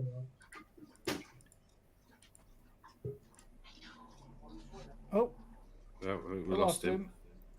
That's a Shiro. That's a Shiro. Yeah, that's a Shiro. Yeah, that could be alright. That'd be nice. Not bad here. I'm kind of tenner for it. What's that? Is that a Kawa? I don't know where it came from. It came from a bloke's garden, actually. Well, there is a story where it is. The stepdaughter had a filter.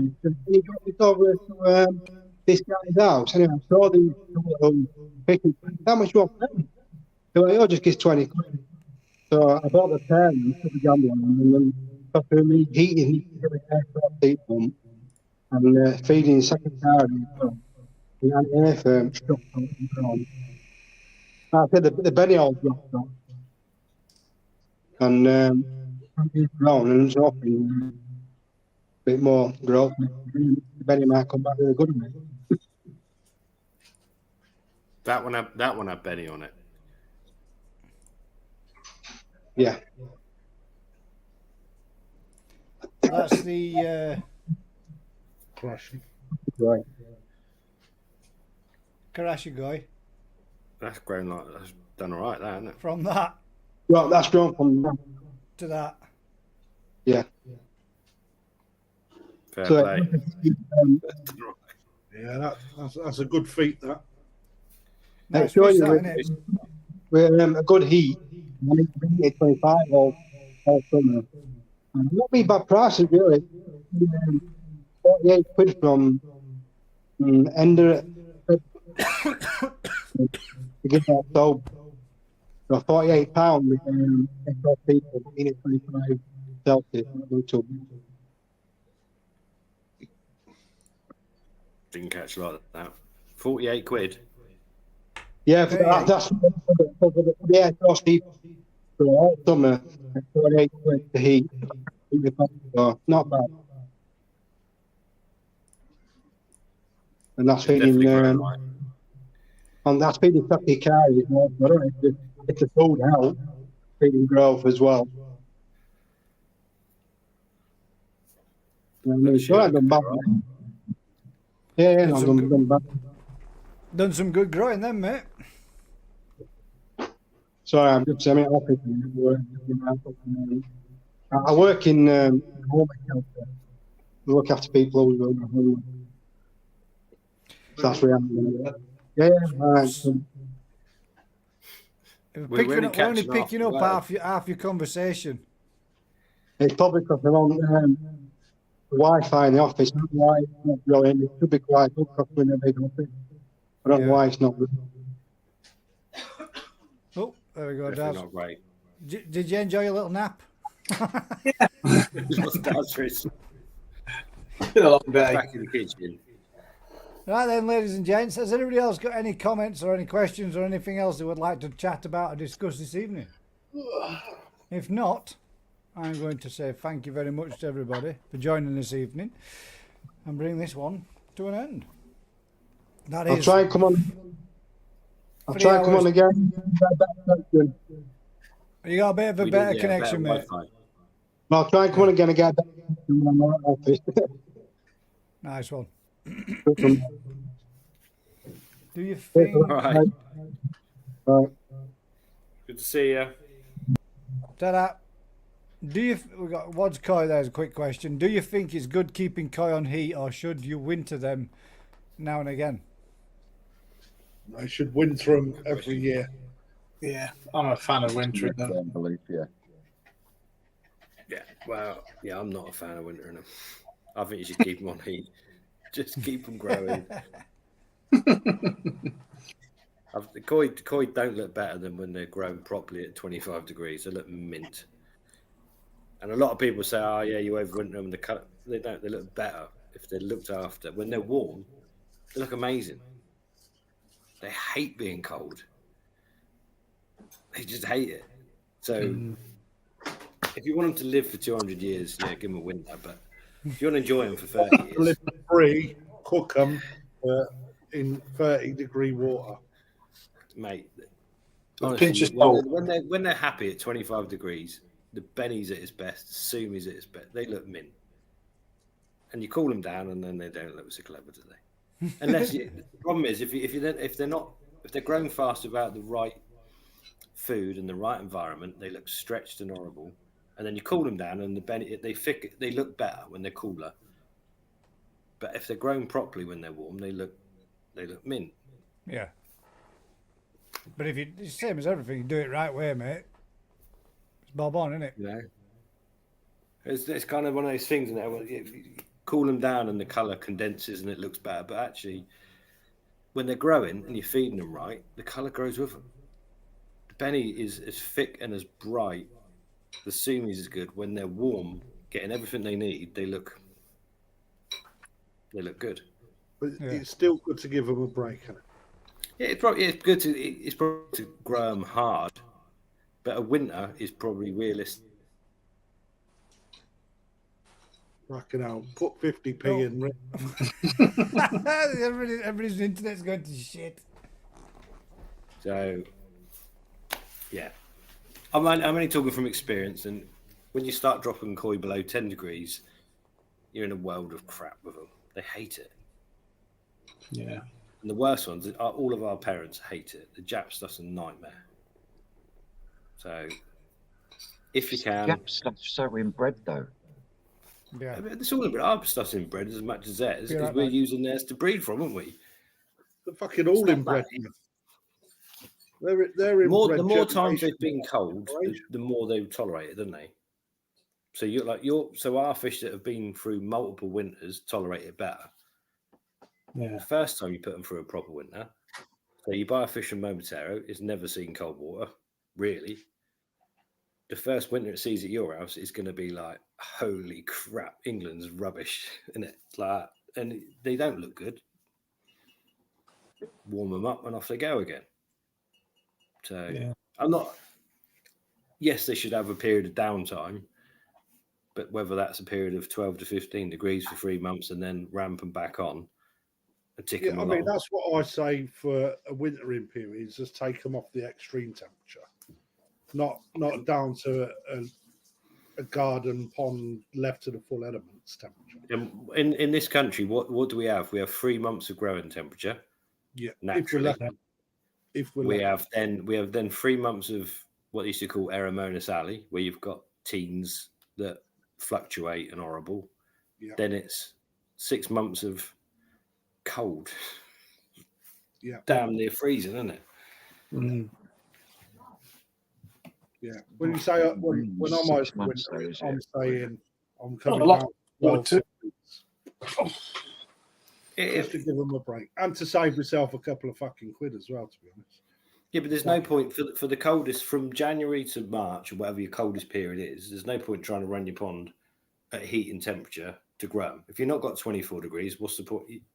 You want to drop it to a window where you can keep them feeding, but just tick them over. Yeah, that's it. And then come March, the sun comes out, wind them back up to a growing temperature. Off they go again. That's it. And have 8 months of growing rather than a couple. Yeah, and that's the difference, isn't it? Yeah. So yeah, I don't agree with giving them a winter because the winter in my head's a frozen pond with ice on top. Right. Okay. Yeah. Mm. That's reality. What winter is, isn't it? Yeah. I suppose. An unheated pond. I think if we state what the overwintering means, for me, it's bringing it. If you're heated, bringing it down to a 12 degrees. 12 Gas's to 8. pond in the summer doesn't reach 12 degrees. That's a growing temperature. No. Yeah. My fish forever young. Yeah. I'm going to beat that record of 200 years. That's what I'm going for.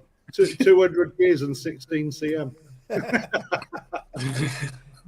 But that's the reality of it. You've got to have a balance. Yeah. But why? Right. My question then is, why do they have to be big?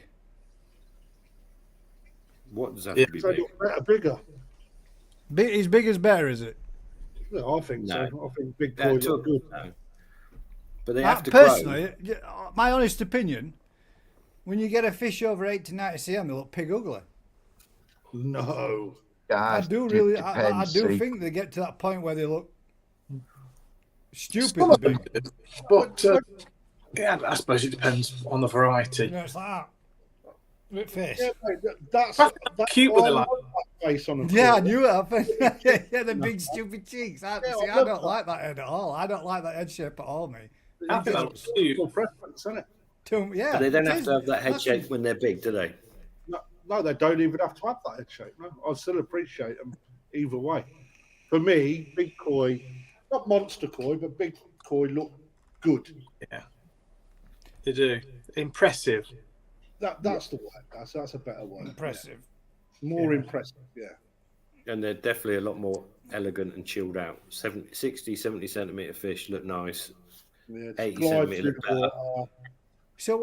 So why do they have all the categories of fish? If fish look at their best at a certain age in a show, then?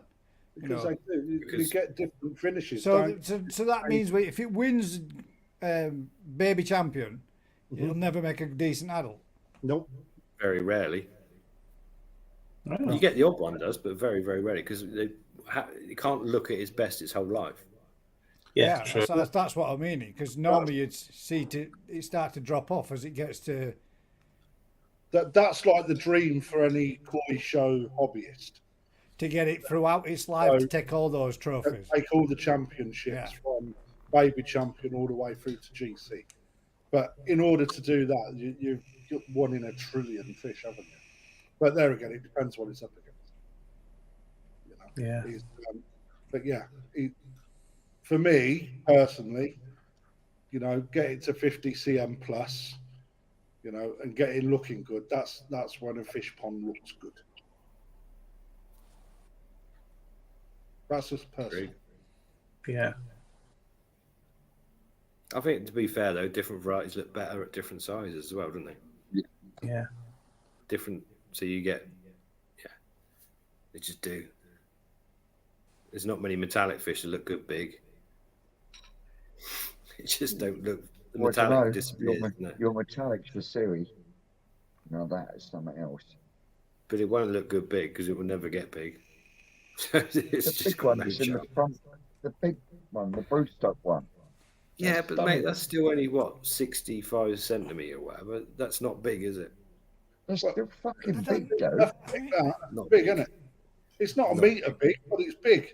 It's still a big fish. You know, there's a lot of people out there watching that haven't even got fish that big. 65 cm fish, Rick, are big fish for people's garden ponds, dude. Yeah. I'm not saying that, but if you're talking when fish look big, so that fish looks good at that size, but that's as big as that fish is ever going to get. It's just not getting bigger than that. And Tony's saying he thought he was looking at his best at 69. That's debatable, Tony. Sweet Acre Koi Farm says, why do most breeders breed for other rich hobbies when your normal koi enthusiasts just want backyard ponds with some colourful fish in it? Do you feel because of that some people choose to pass? I think that's supposed to say rich hobbyist. Rich hobbyists. They're a business. I don't think they do. I think the point is you've got to breed the best you can, and you end up with lots of fish that are cheaper fish. If you aim for cheaper fish, you're starting to produce. You ended up producing a lot of very poor quality fish. So by trying to produce good fish for good hobbyists, you also produce a lot of fish for everyone else, don't you? Yeah. You've Talking also about looking your best. From the breeder perspective, the ones that they keep forever are their prime fish because they like to. When you look at what the Japanese do, that they're actually only trying to create the best fish that they can create for themselves into the koi shows for themselves, because it paints a big marketing thing, but it's also quite prestigious amongst the koi community and the breeders and the generations that go into it. It's the offspring that becomes the business that allows them to do that. So, you know, every fish at the quality that it has a price tag. You ain't going to get a lot of the fish that hold thousands. There was one in an auction this week that was going for £75,000, and that was a starting price. What? You know, and you're never going to grace that fish in a pond in the UK unless you're Lee Hadfield.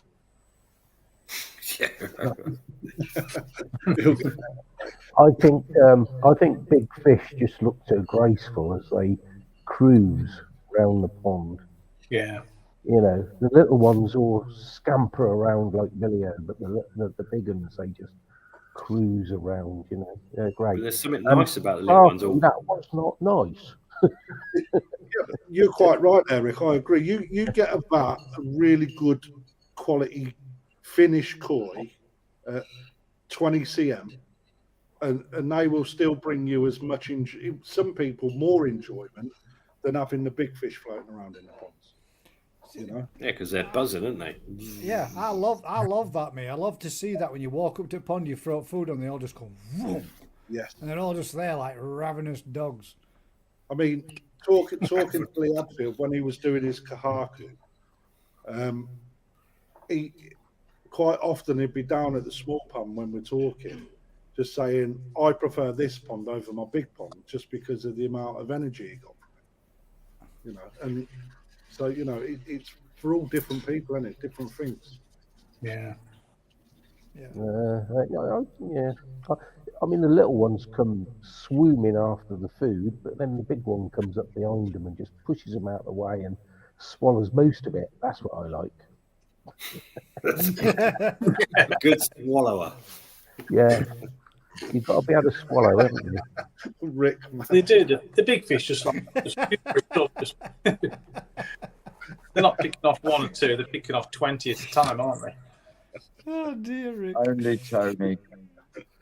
Oh, mate. Fucking hell. I must be getting on towards that time, innit? It must be. Yeah. 3 hours 26 minutes and.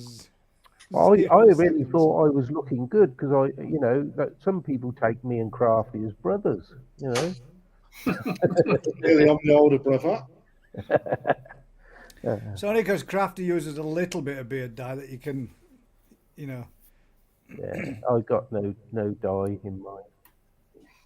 Like a badger, mate. I haven't even bleached it. Is that before And or on that after it's note- become roadkill? And I got some hair. Look. Yeah. I haven't. I'm very, very slowly getting a RoboCop haircut. When the RoboCop head comes, mate, you just got to bick it. It's got to be gone, hasn't it? Just, mate, I was talking to the missus the other day actually about getting one of them head shavers. It was, I get like, now you'll be bald. Yeah, cultivate on your chin what you can't grow on your head, then, mate. Just grow a beard longer. Time to have an upside down head, I'm afraid. Mad, isn't it? This is my This bit lazy keeps growing, doesn't it? time of life. I always used to be clean shaven, but since I retired, I thought, can't. sod it, I can't be bothered with that. That's shaving as long as I anymore. can go, me. Drive me up the frigging wall. I stopped shaving the day that razors got like 30 quid a packet. Yeah, that too. Because I was going through 3 razors a week because I've got loads of chins under this. You know? That's why I'm just like.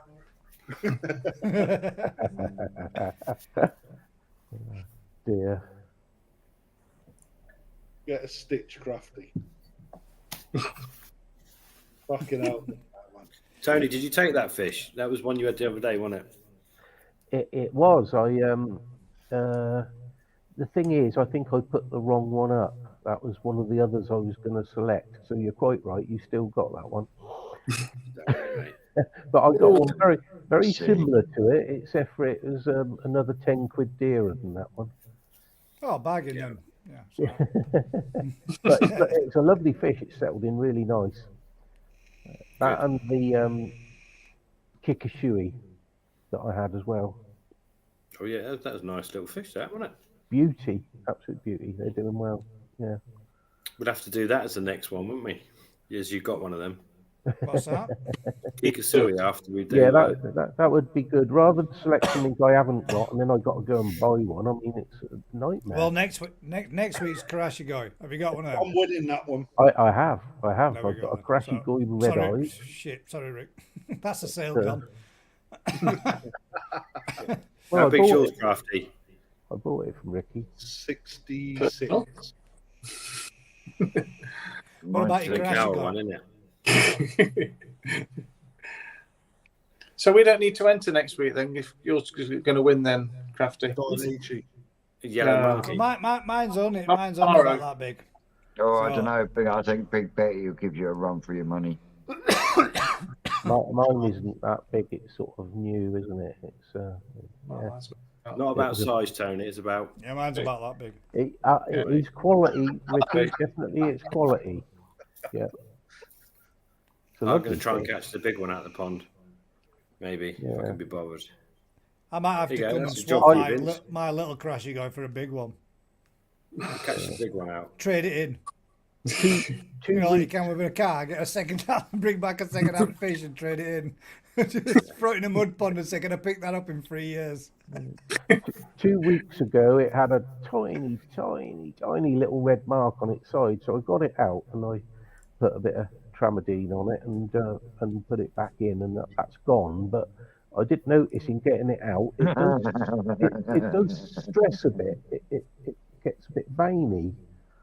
Yeah. Homework. There you go. Yeah, All of us gentlemen. Homework for next week is Hikari food, which is for use of treating flukes. That'd be great if that worked. Yeah. Yeah, I could bullshit on that one. Do what? So I missed that. Hikari food. Can we get the secretary to sort that for us, Gaz? Yeah, we'll look at Yes. Apparently, Hikari have generated a food that will combat flukes. Might have Homework to for read next that week. one. Daz, are you saying Vicky's got to do your research? Yeah. Does technology and research. She just found Spotify this week. This is a whole there's a whole new level of problems for us to explain and go through now. So we don't want to cloud his mind too much with too much. That's too why I'm much so info. tired. I was up till Spotify 2 o'clock chatting. last night downloading music. Yeah.